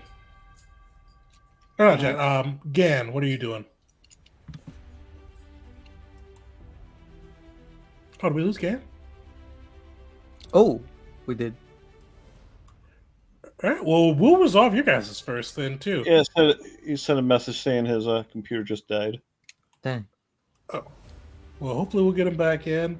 We'll say Gad is off doing something else right now, using his earthbending to protect the village, and we'll resolve that. So with this, kind of the way they do it as well for the combat is once you go through, I'm actually going to reveal what my NPCs did, and then there's different moves go in different orders. So defend and maneuver is always up first. Attack and advance is up second. and evade and observe is up third. So the one that that Ark is going after is defending. The one that Jet is going after is attacking, and then we'll say that the mob is engaged with poor Gan right now. So defend goes first. He is going. This guy is trying to. He's going to. He's going to ready himself. So he sees you all burst out of the village, prepared to strike. You see him kind of surprisingly not take his blade out, or you see him drop his torch. You see him take a real hefty stance, arms splayed, legs kind of strong position, and he readies himself for the combat. He is able to mark one fatigue. And he is going to be able to give himself a condition, and he has given himself the prepared condition. And also, I should mention, conditions can be both good and bad. So if you give your ally or give yourself a condition, it can be good. Check that that pinned document, or if you give an enemy one, it can be a bad one. So he's given himself prepared, so he's ready for what's coming next. He can clear prepared to take +1 to an appropriate roll, or avoid marking a condition. So you see him splay his legs. You see him assume a bending stance. He is ready to do combat. And he is the only one that did defend. So attack is up next. So Ark or Jet, you guys can go first. Ark, you were able to pass your roll, so you could do either a basic attack or a master attack. Jet, you are on a basic attack. What are you guys doing? I'm gonna do pressure. Pressure. Yes. Intimidating or impressing the foe. So, Ark, when he comes out, he's coming out fast. He's coming out slightly burning.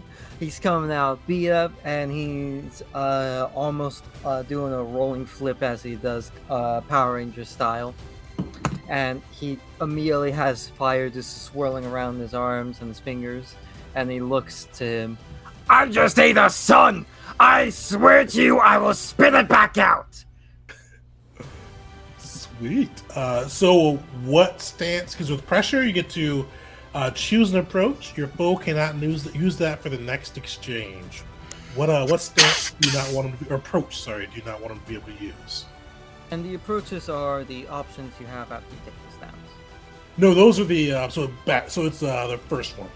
So you can stop him from advancing and attacking, or defending, and the other one, or evading and observing. Let's stop him from attacking. Just yeah. All right. Yeah, you see the flames swirling around, and especially like he looks like a little bit like not mystified, but definitely more aware and cautious of the flames than you've ever seen any firebender be. And you see him kind of step back and kind of assume that defensive stance again.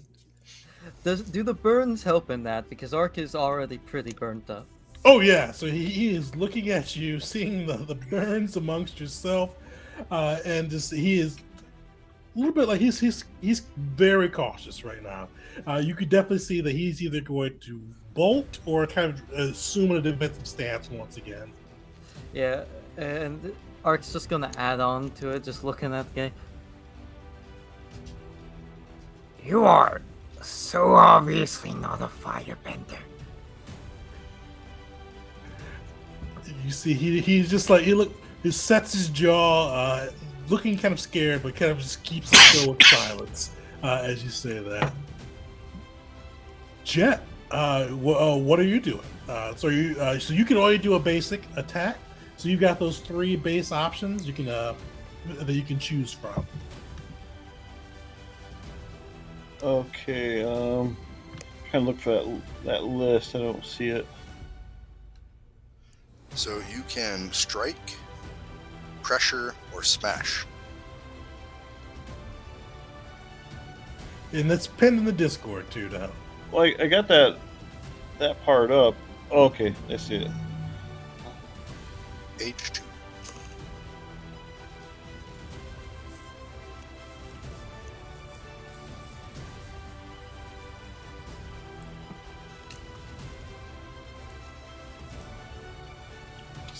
So what's Jet thinking? So, with Smash, can I use my skill to disarm him or send like the fires?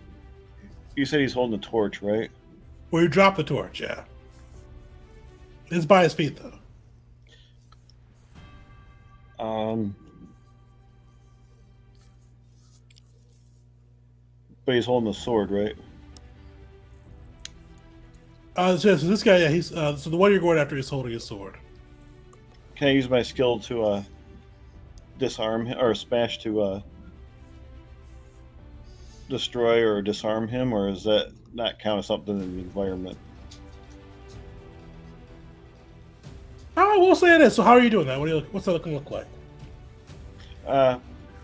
Just using the wind to blow the sword out of his grip and sending it backwards behind him.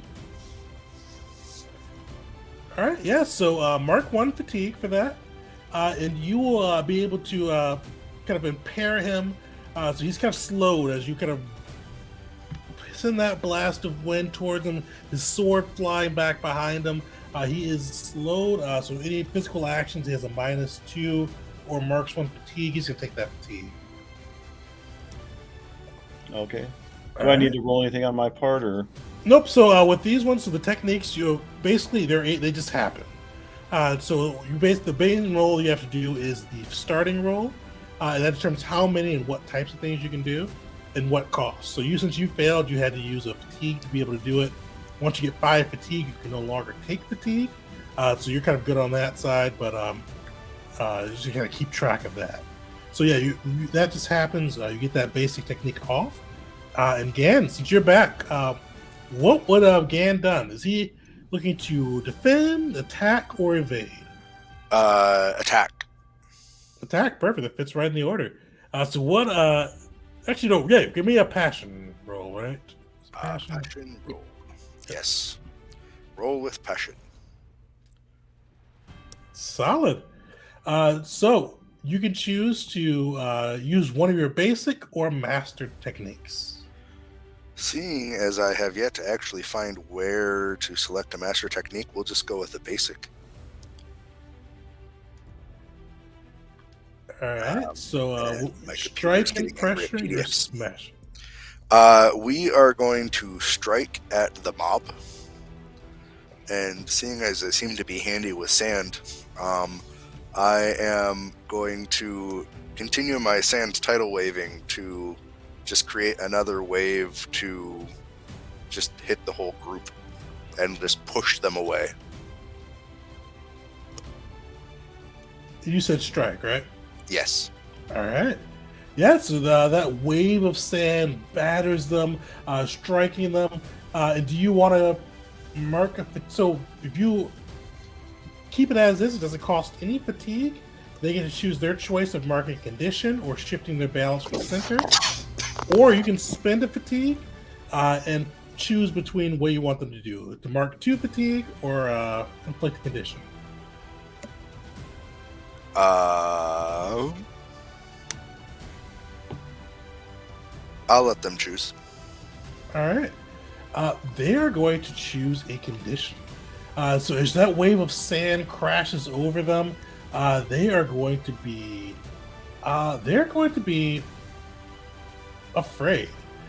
So they've taken the afraid condition, which is going to give them a negative bonus to I forget what it does for that, but it's going to give them a negative bonus, I think, to their passion rolls. So you see they kind of cower in fear as that wave of sand crashes into them, and they are just going to be a little bit impacted on that side. And now it is the 2 guys that took attacks turn to go, since players always go first for that. So the soldiers, you see they are afraid, but they level their spears and they let out a hearty charge as they rush towards you, Gan. So let me roll that real quick. Or let me post that, I should say.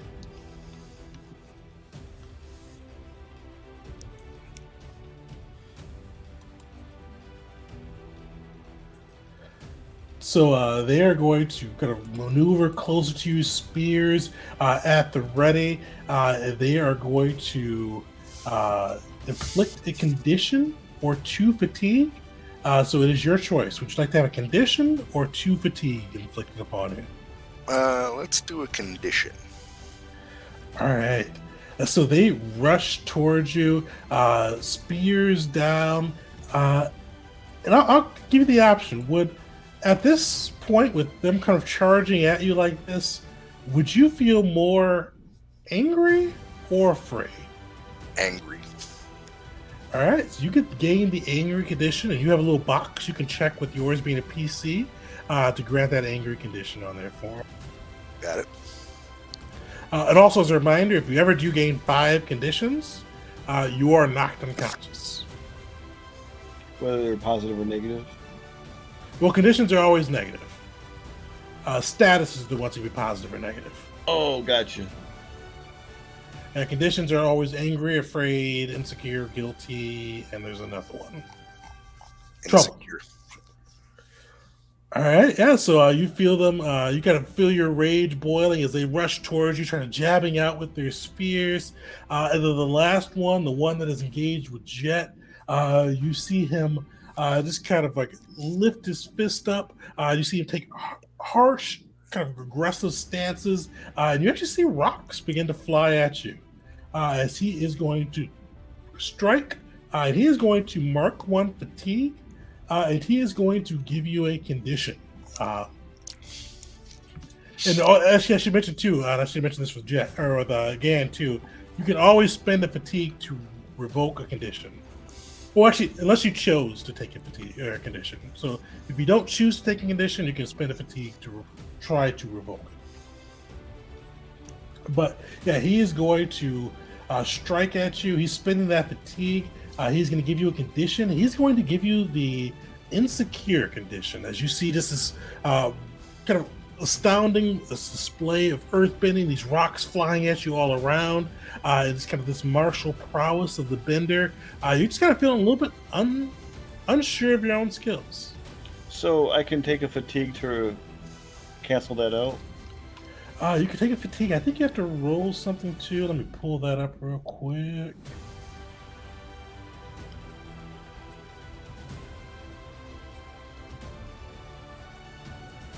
Actually, I think it may just be taking a fatigue. So you're taking the fatigue? Yeah, I'll take it to fatigue. All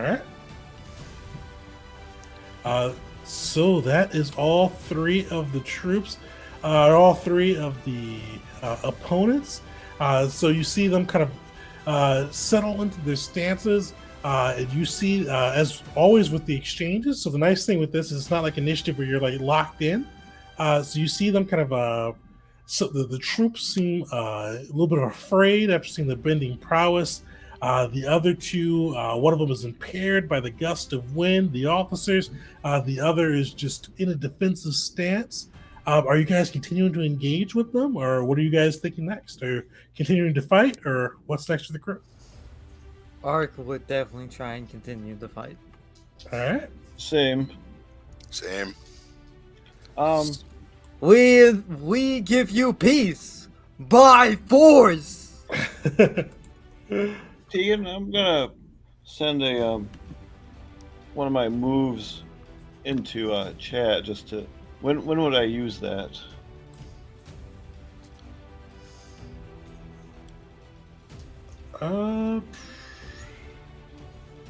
Yeah, so you can use that now. Okay. All right, so you guys are all getting back into the stance. Are you guys keeping your current engaged targets? Yes. Yes. Ark's gonna move his focus to the crowd if this guy looks like he's about to take off. Give me this situation.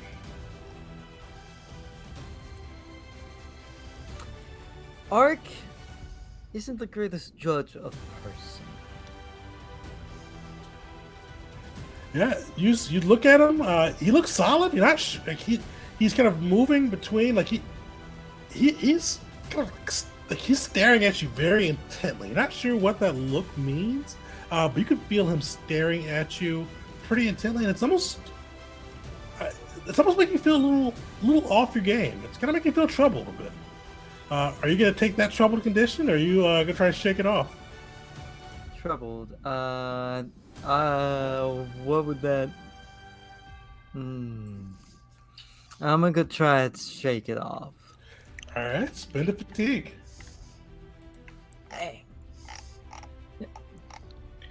Oh, Tegan, can I do my judging arrival with this guy? What is that?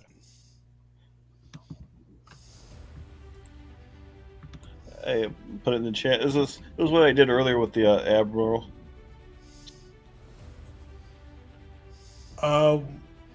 With the guy that just was kind of looking at Ark. No, the one I'm engaged with. Raise your mic just by your nose.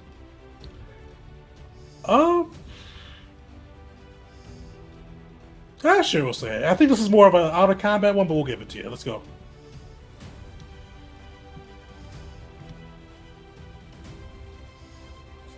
Someone's mic is by their nose. What's that? Someone's mic is by their nose. Oh yeah. Sorry, that was probably me. Oh, good. Nice. Yeah, you look at him, so you can ask 2 of the questions. Okay. What is his weaknesses and strengths?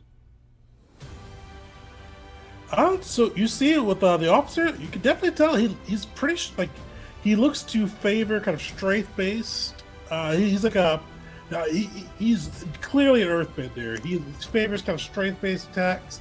He seems kind of his strength is kind of all out attacks. He does seem like where one of his weaknesses maybe he could be almost cowed by more psychological or verbal attacks. All right. Then my second one is, what does he intend to do next? He looks like he's gonna hit you.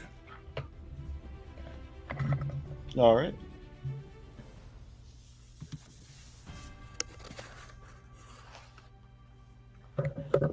All right. Sweet. So what's everybody doing? Going to be attacking again. Aiming for the mob. All right. Attacking them up. All right. So I can use the pinpoint aim to attack him. Yeah. So basically, it'll let you when you roll. You can either roll with focus or passion, your choice. You have to use fatigue to choose what you inflict. So you'd be attacking. All right. So I'll attack with the pinpoint aim. Okay. So all 3 of you are attacking. Yep. All right. Sweet. So, as you guys look around, you see the one arc you were initially sizing up. He does take off running, kind of maneuvering himself from the fray. So he is evading on that side, or evading. I think that's what's the takeoff move. I think that is evading. He is. Oh no, sorry. He's seizing the position, so he's defending. So he is taking himself out of the fray and escaping the scene. The other 2 are attacking. So the troopers are attacking as well as the other soldier. So you guys are all 3 attacking. So you guys are up first. What are you all doing?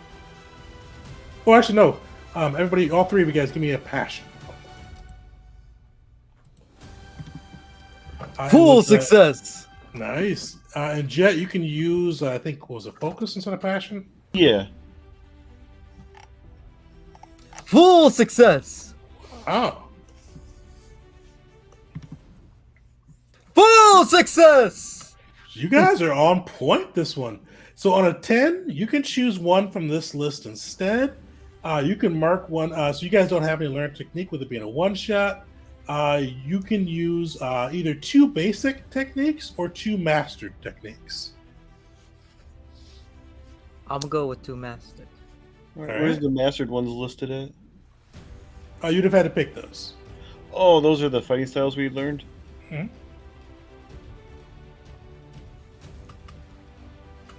All right. So who wants to go first for their technique? I would. Ark, you're up. So Ark would, seeing this guy start booking it, right? He would turn around to this mob, see them with their spears, and just looks down at his hands, looks to them, Oh, I hope that nobody gets to hurt with this. and he's going to take all the fire that was around him, that was swirling around, and he's going to condense it all into a very small ball in his hands, until crushing it until it's almost like a non-existent dot, just barely like a flicker of a light. He's going to flick it towards them for an explosive blast. Nice. So they can either dive, take cover. They either mark two fatigue if they become prepared. If they dive for cover. If they take the blow, they mark 5 fatigue or 4 fatigue. So you catch them flat-footed, just move far too fast. Then they try to take that blow.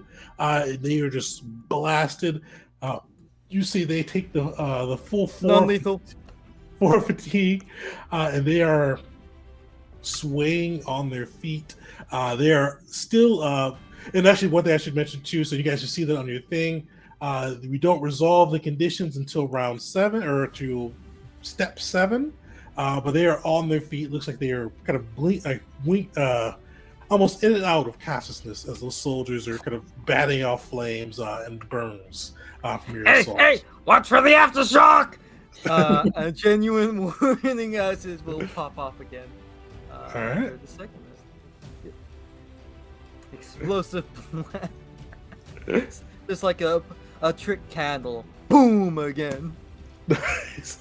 You see it wash over them again. It just flames scattered everywhere. They truly look to be out of it now.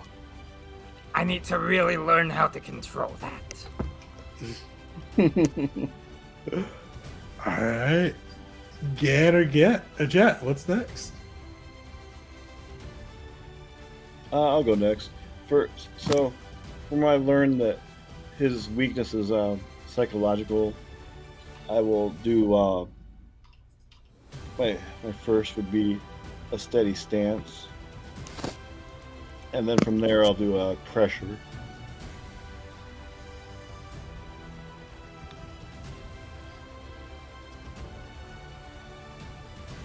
Is steady stance? Is that an attack and advance move? Oh,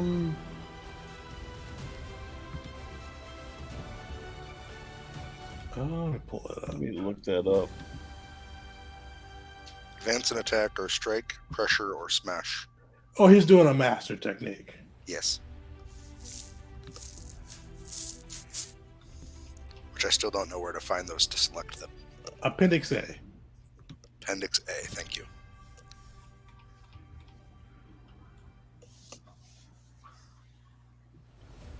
So yeah, I'll do the steady stance as the first, as my master. Then I'll do a pressure as a basic. Nice. And steady stance was an attack one. Yeah.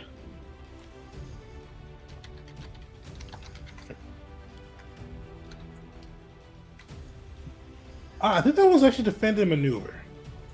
Oh, is it? Mm-hmm. Okay, then in that case, I will still do pressure. All right.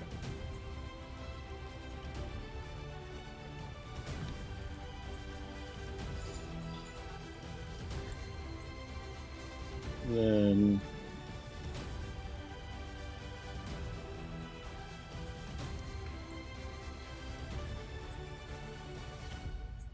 I'll do a strike. All right. So how does that all play out? What's it look like? So I just kind of stare him down and like just give him a look like he's no threat to me, and I'm just gonna tear him apart. Then just then do a strike. All right. So, what approach for the pressure are you blocking off for him? Okay, so I'm sorry. What's that again? Oh, so with pressure, you get to choose an approach he can't do. So you either can't defend, attack, or evade. Your choice. He cannot defend. Okay. All right. And then I think your thing gave you a free use for the strike, where you get to choose what they're without using burning of fatigue. Choose whether they take a condition or take 2 fatigue. What are you thinking? Um, have them take 2 fatigue, All right. or well, see, I can either give them 2 fatigue or start strike where they're weak to give them a condition. So the condition would be a condition of my choice. Oh, yeah, I think so.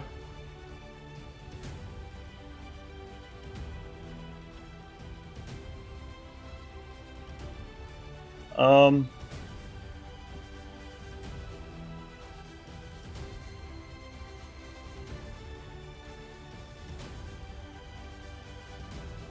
I will dish out back what he gave and give him insecure. All right.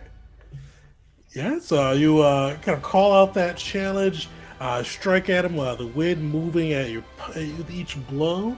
And you see that he's kind of seems a little overwhelmed. Like he just feels, you can see that he feels his skills are not really up to the challenge. This definitely seems to be slowing down quite a bit. Sweet, that was. Oh, Gan, have you already gone? I don't think he has. Gan, you are up.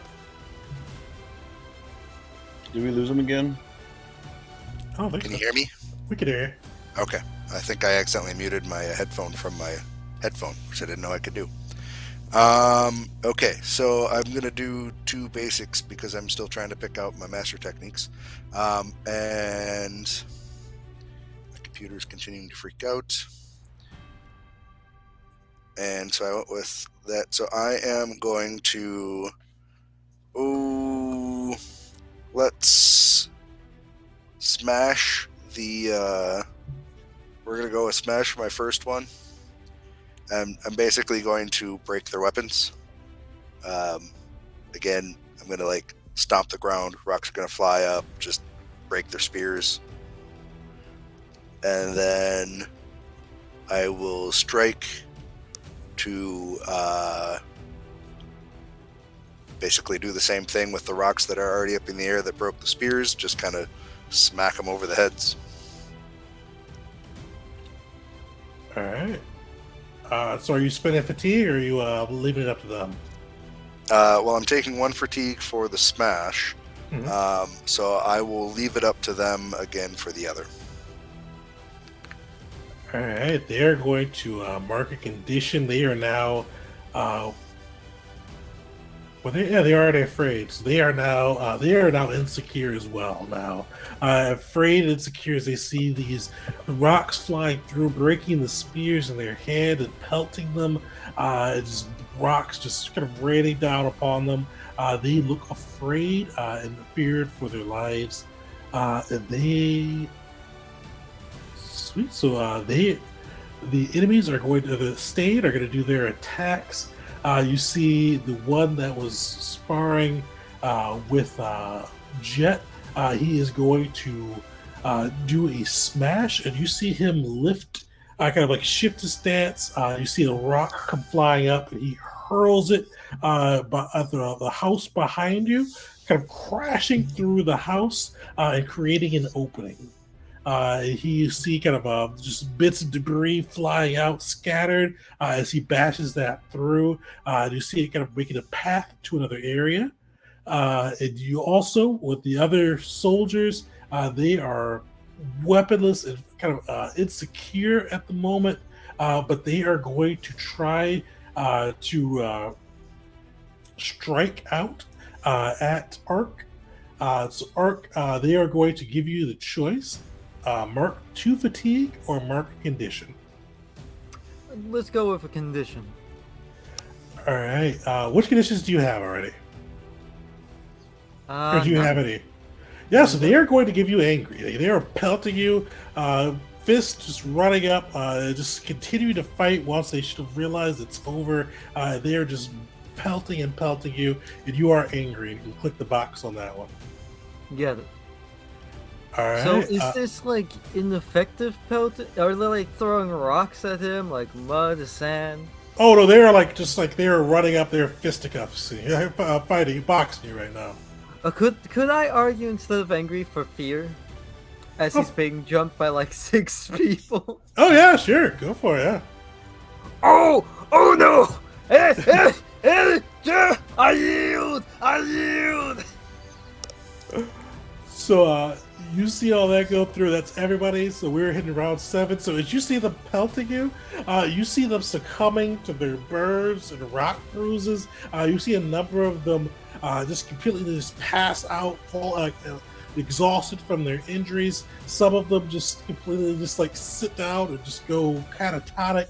And same with the other firebender that you guys were also targeting. It seems like they've like all either just kind of succumbing to their wounds or just shutting down and kind of beaten from the fight.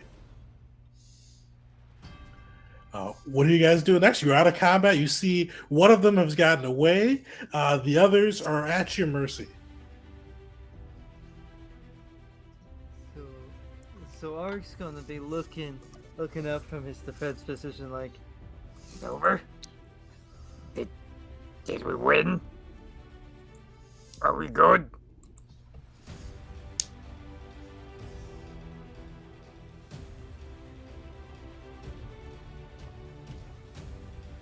Are you guys dead? Oh, dead yet? Alright, I'll count that as a win. Oh, this place is wrecked.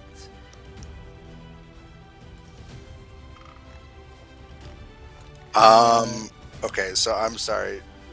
Recap very briefly for me. One guy ran off. The other two, the mob and one of the other soldiers is still there. Or officers is still there. Yep, they're subdued. They're all subdued though. Okay.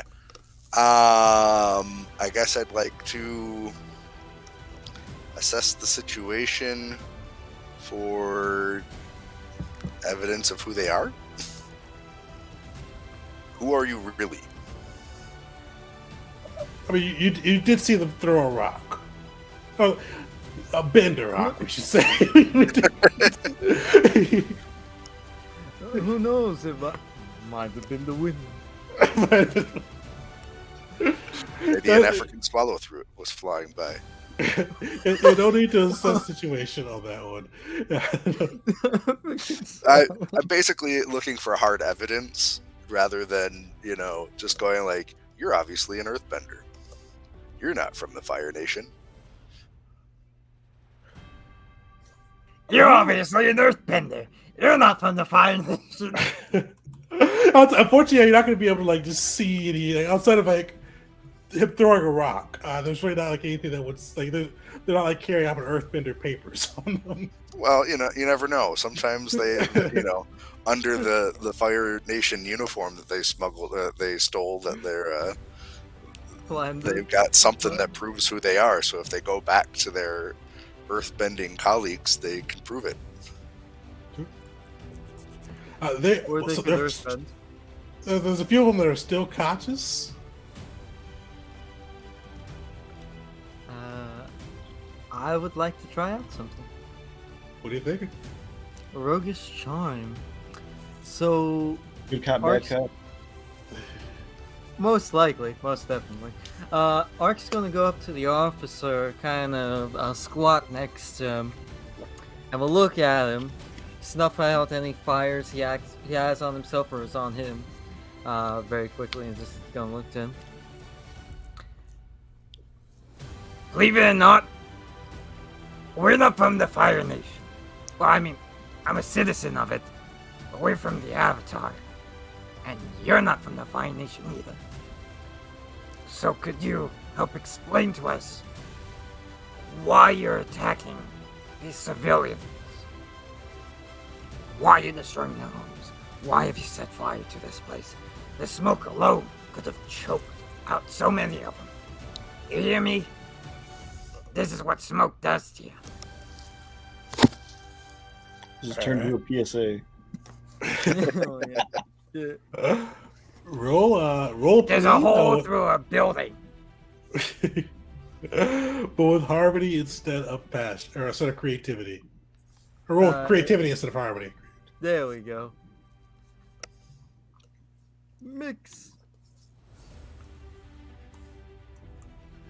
You see him like patting out, kind of grateful for you, like removing some of the flames as well. You see he is pretty burnt and scorched up. He kind of looks around, and you got a partial success there, so he's gonna look at you and go, I can't tell you what assurances can you give me? This we're over our heads right now, but we can't just betray. We have not killed any of your men. Personally, I'm not the guy who does that stuff. And then he points over to the other two. I am so scared of those two, though. Him, I think he's cool. Him, he didn't took the breath out of your lungs. He did it to me on the way here. I almost drowned. I'm the guy you want to talk to. I can assure you, you won't get hurt. But they can pull me away from here. Do I hear this? Yeah, you're right there. So either you or Organic can kind of add to it and try to intimidate him with that. I give a menacing glare. I kind of flex my muscles. I start a little bit of air swirling around his mouth. Is that So, just the wind or? So one of you guys can help the other. The other roll an intimidate roll. I'll roll intimidate, All right. which is what? Passion. Perfect. And if you were deciding to help, you would mark one fatigue and give him a +1 to his roll. Okay. When do we lose fatigue? If somebody guides and comforts you, or you rest. We're not losing any fatigue. That's a 12 on intimidate. Nice. So you get to pick one of these. So you could either make him, or we probably won't want him to run or escape. You can back down or give watch. They give in with a few stipulations, or they attack you. Give in with stipulations. You see, like he looks between the two of you guys. At Ark's plead for him to come through, and then you with him asking for evidence that you'd keep him in his bin safe, and then We're on a peace mission. then with the display between those two, between Gan and Jet, he kind of looks around and he just kind of hangs his head and goes, "All right, we're from the Earth Kingdom. King Jayam sent us to just stir up a bit of trouble and make it so the people didn't trust the Fire Nation." You know, we're trying to avoid a war! We're the And Peace people Corps. grab him, start shaking him. Avoid the war! Why? Did he think this was a good idea?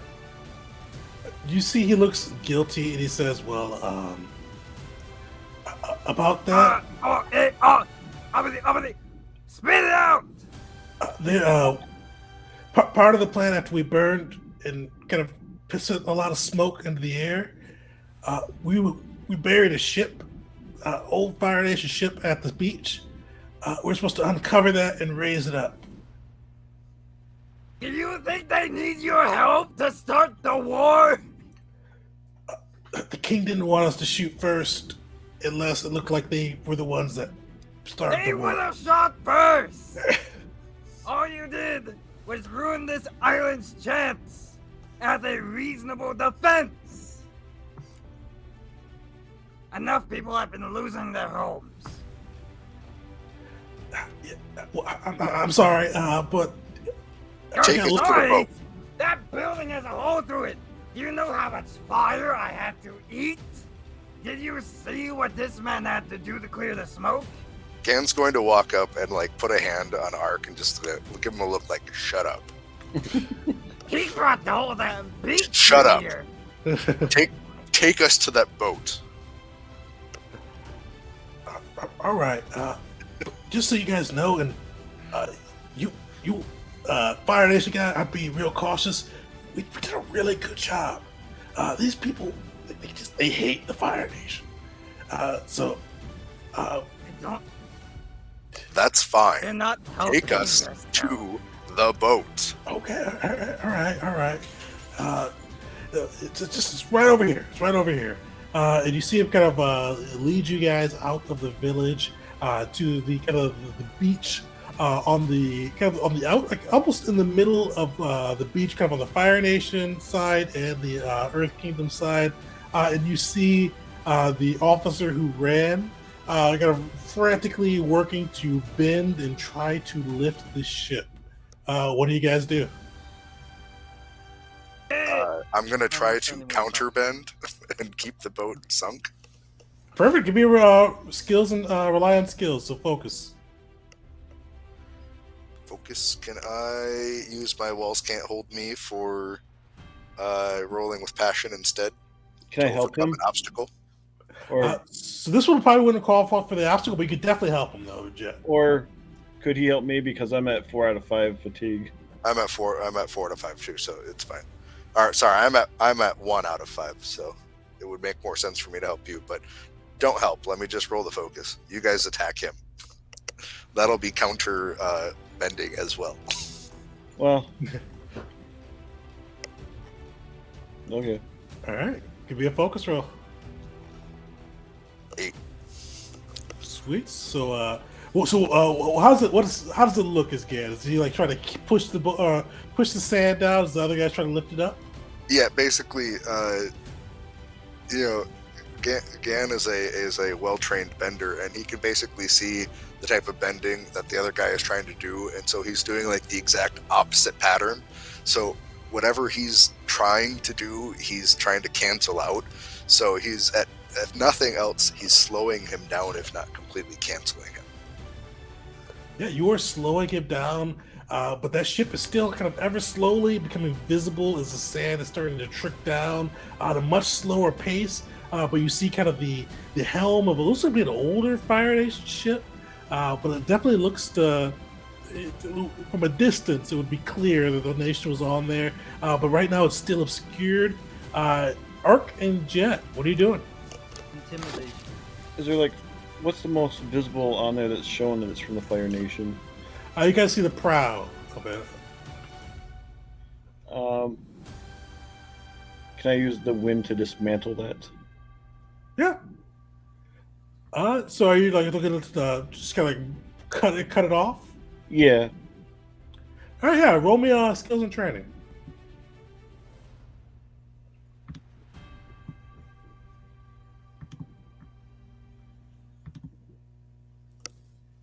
Nice. Solid. How does that look as you slice through it? I slice through it and make the wind just push it right down into the water to just kind of bury it. Yeah, you kind of marshal your airbending to slice right through it just as it was becoming visible, cutting it off before anybody could even get a glimpse of it. You see the bender still struggling against Gan. Ark, you said, what did you say? Intimidation? What are you trying to do? He's gonna pop off an explosion behind him like a firework to startle him. To Alright. get his attention.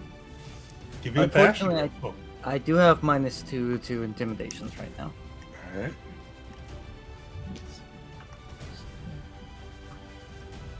7. Yeah. So what's he gonna do here? Because with that, he gets to pick one of the intimidation stuff. So If I remember correctly, this is the soldier that is susceptible to psychological attacks. It is. it is. I think this categorizes as a psychological attack. Does he still have his conditions? Oh, he does. They are going to. So you get that explosion off. You see him set the boat down, and he is going to try to attack you. As he's off balance, he's going to take a condition. He already has afraid. I'll let you choose what condition he takes. I thought he had fear. Oh, sorry. What'd you say? That was the officer that had insecure. Oh, gotcha. Yeah, insecure does fit. All right. So he is going to try to quickly engage you in combat. You all, he stopped lifting the boat. You guys, are you attacking, defending, or evading? I'll do a defend.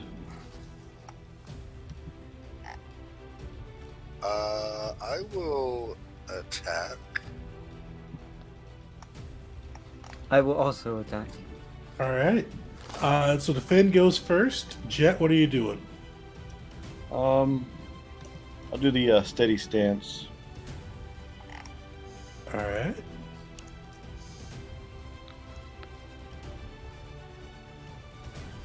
Perfect. Ark, what are you doing? Her attack Ark? is up. Ark and Jet or Ark and Gan are up now. Pressure. I'm gonna strike. All right. What does that look as you guys kind of do your joint assault there? Flash and flickers of bright fire popping to try and dazzle and impede his vision and hearing. All right. Which approach are you blocking him from? Attack. All right. And my strike is basically going to be a sand fist coming out of the ground, giving him an uppercut Nice. while he's Are you- confused.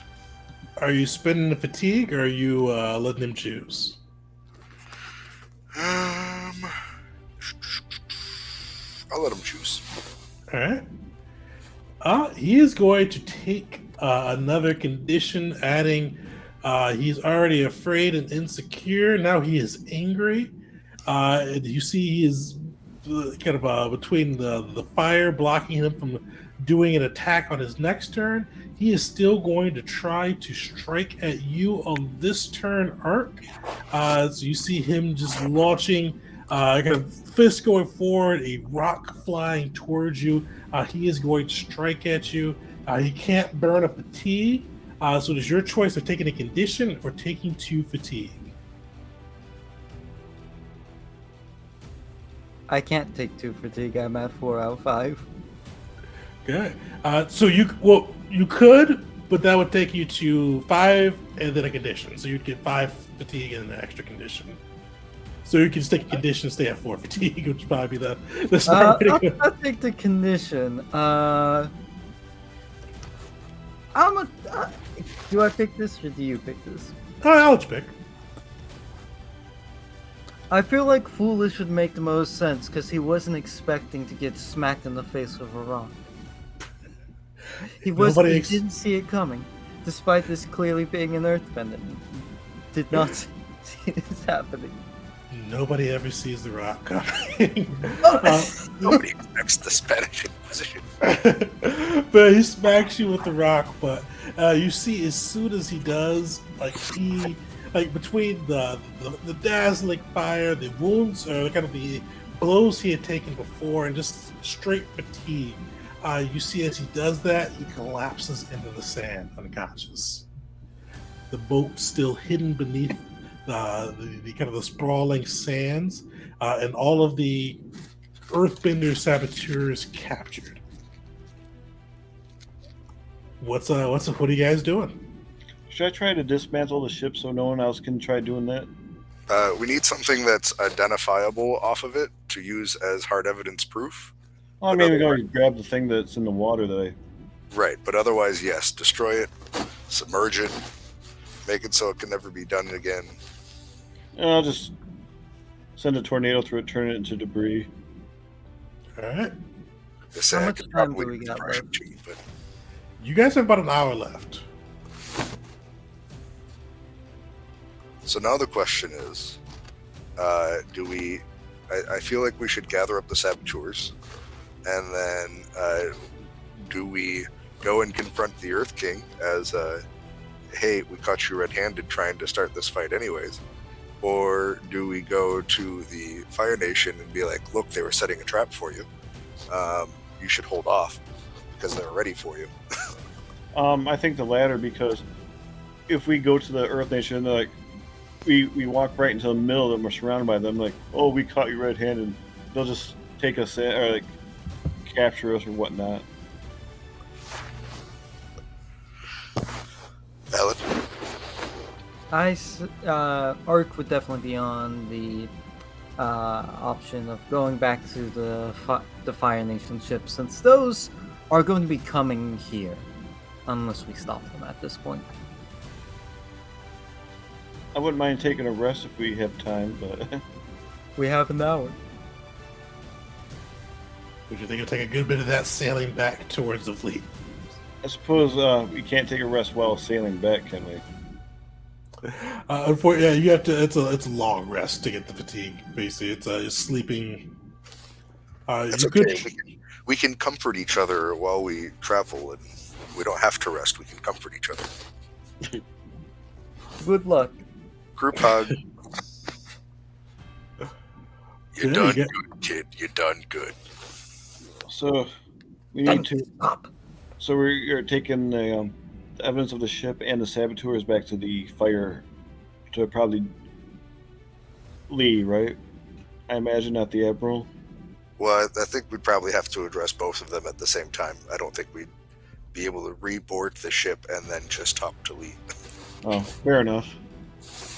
Just realistically speaking. That's a fair Yeah, point. We don't want to talk to the Admiral. We want to talk to Lee. We can just hang out over there. We don't need you right now. Not yet. Wait your turn. Well, We'll get to you in a minute. I mean, Lee would just tell him what we told him anyway. So yeah, you're Right. So load and go. Yeah, we probably have to commandeer a new boat, seeing as the other one was kind of in pieces. It was definitely rough shape. You could try to do some bending between the earth and water and earth, air, and fire to see if you could just kind of make it still work. But it's definitely a little bit worse condition.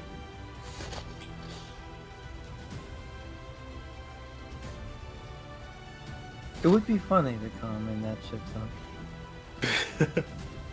But not practical with the amount of time we have. With the amount of time we have, we'll be meeting them halfway. Is there another boat around that is seaworthy that we can easily gain access to? Yeah, it definitely. If you speak to the prisoners, they definitely let you know where their ship is. You see, it's kind of a pretty, almost like a pirate smuggling style ship. Pretty nondescript, easy to get on and off the island without taking notice. You are able to begin sailing back towards the Fire Nation fleet. What you do see is advancing towards the island. Fortunately, you are able to intercept the flagship again, and being brought on board. You see the Fire Nation soldiers at the ready, with Admiral Naomi, as well as his officer Lee, standing at attention at the front of the ship. And you see Admiral kind of looks at you and goes, "Didn't expect to see you again. You see, the sun is now at its zenith. It is now noon. Are you prepared to stand aside?" Give us just 5 more minutes. We are prepared to present you with our findings. You should not be going there. Not if you value the lives of your men. Why? They're ready for you. Not only did we find booby traps in the water on the approach that will decimate your ships, but they were also planning to unearth an old Fire Nation ship that had been sunk off the coast long ago, to use that as premise to launch a preemptive attack on you. You would have been crushed by the Earth forces. And you still will be crushed if you choose to pursue this. In addition, your rapport with the islanders is no. They will You not will join face you. heavy resistance. Who are these men behind you? These are saboteurs sent by the Earth Nation.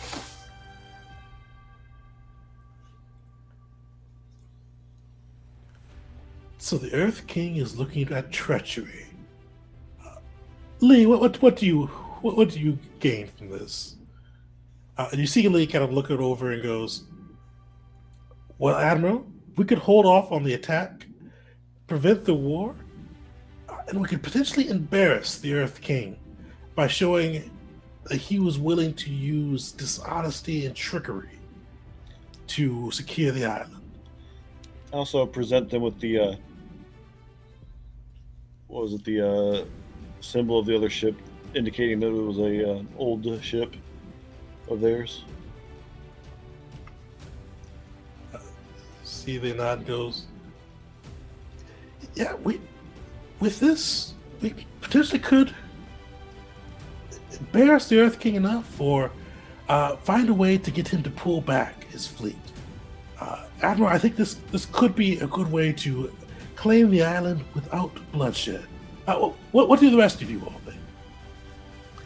I think to claim the island, you need to somehow bring forth people of your nation to show more of a goodwill as opposed to taking by force. I At think this they'd be point, more receptive to that. at this You'll need to point, rebuild what they destroyed in order to win over the people. let the diplomats do their thing. The diplomats of the Fire Nation to repair relations, do what they just said, while you bring this embarrassment to the Earth Kingdom and enjoy yourself a nice promotion. And She present was most these certainly prisoners to them to do what they feel should be their way of justice, since they've damaged their home. You see the Admiral kind of thinks, and he looks at you all and says, "Would you get the Avatar to testify that these men were sent from the Earth King to frame and dishonor the Fire Nation?" That's the truth, so yeah. I'm pretty peeved about it. I will testify if that makes any difference. It'd be good to have you for background witnesses, but the Avatar's word would carry the weight. Well, fine. We will hold off on our attack today. We will take these men into Fire Nation custody, and we will tell our Fire Lord, as well as the other nations of the world, the treachery that has gone down here today. Fleet. About face. You see.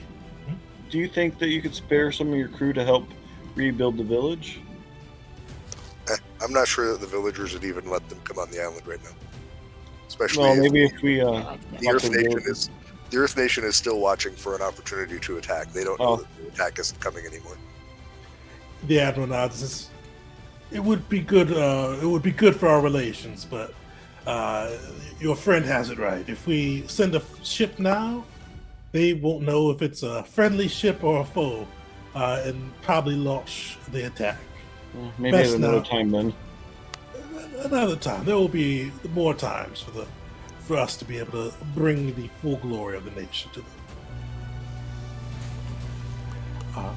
But you see the ships begin to kind of circle around very slowly and begin to make their way away from Natsuya Island.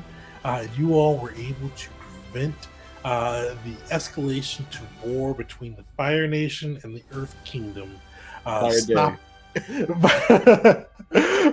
for some time, keeping the peace, keeping the harmony of the world, and that is where we'll wrap up.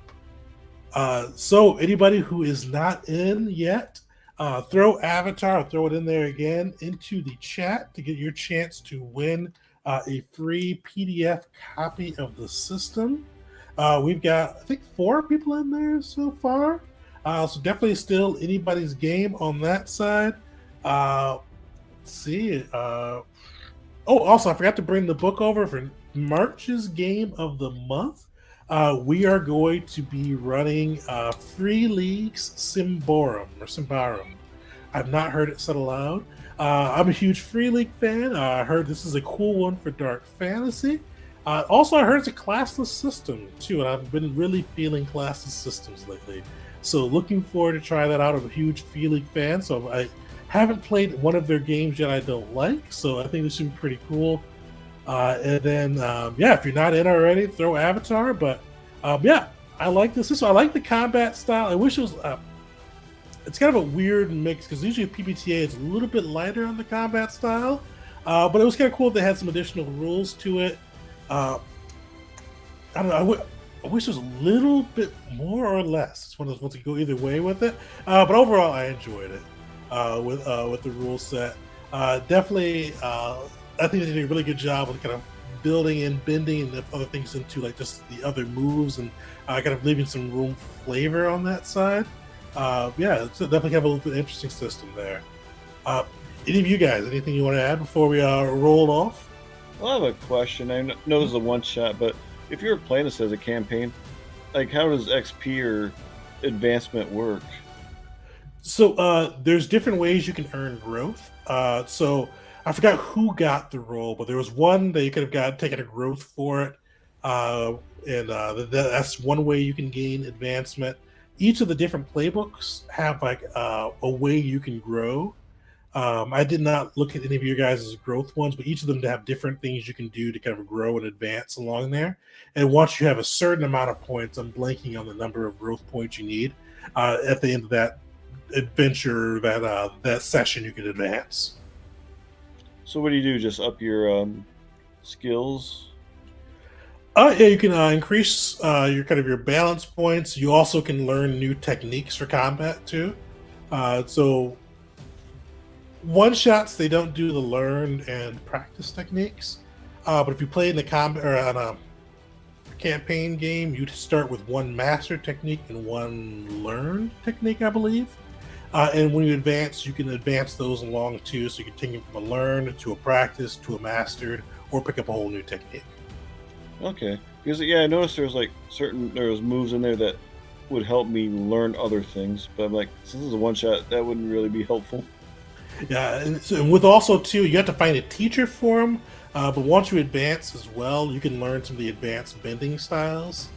Like I forgot what air was. I think air is flying. But earth, you can either do metal bending or lava bending. Fire, you can do lightning bending. You can kind of pick those ones up and you can find a good master to teach you when you do the advancement as well. Is there a cap on what your focus, harmony, passion, what those are? Yeah, I think it's 3 or 4. I have to look at it. I think know creation looked like the cap was 3. It's 3. 3 is 3. the cap on those. So that's just the cap in general. Mm-hmm. That was one thing that was interesting too. Is there's comparing this to Masks, which is the other PBTA that I've played. We didn't have a lot of fluctuation in those scores. In Masks, it's like you do something to somebody and you force them to change their stats around. Here, it's fatigue and conditions. So, like, there was different things that you were kind of hit with. There were still conditions in Masks, and there were still fatigue in that, but you didn't change your stats around as much. Which is nice because there's a little bit more stability. Like you can rely on your skills, you can set up your moves based on what you're strong at on your stats in the first place. So that was that's nice. Just noting a difference between them. But yeah, I'm with you, Tegan, too, where it's like I feel like this could either go with less rules or more rules. With the way that the avatar bending works in the show, it's very freeform, and intentionally so. So like the system works pretty well towards that, and it does allow for a lot of freedom from there. But like the way that, like as an earthbender, I had to like fighting style, I had to choose between different things, and that was generally how I would use my bending. And then I have to pick a mastery technique, and that's the one way I get to use that as a mastery is like through that. So it was a little bit crunchy that way, but initial character setup, very easy to do on the fly. So it's a quick game to kind of pick up. I notated it a couple of times throughout the thing where I was like, I don't know where to find those master techniques. So the PDF could be searchable or have click-through links on there would be nice. Just a little critique to the publishers, not that they're listening, but it'd be nice if they'd fix that. They've got click-through links. Oh, it wasn't working on my devices. I tried it from 2 different machines. Oh, that's weird. But anyways, probably my stupid pop-up blockers getting in the way again.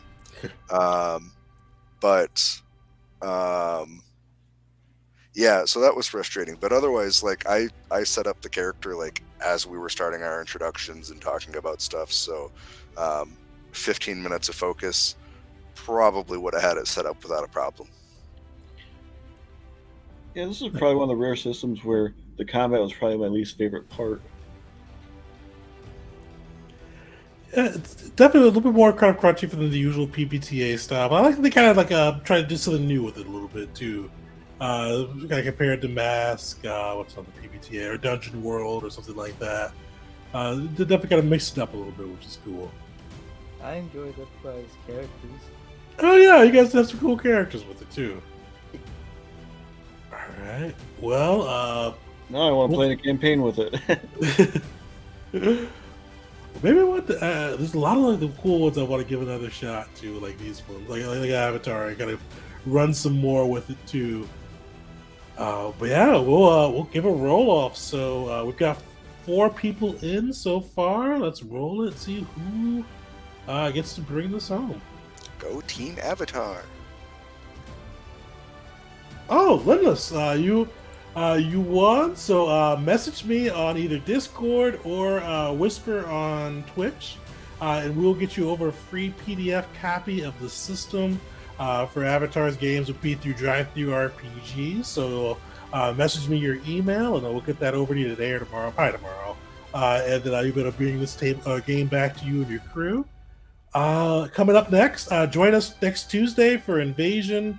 And then I have to look at the calendar for when the last Thursday in March will be. But we're running Free League Symborum for that. Keep an eye out, too, if you're on our YouTube for the review of this system, as well as the videos for Symborum. But thanks, everybody. And I don't think any of my friends are on, so I hope you guys have a good night. See you next time. All right.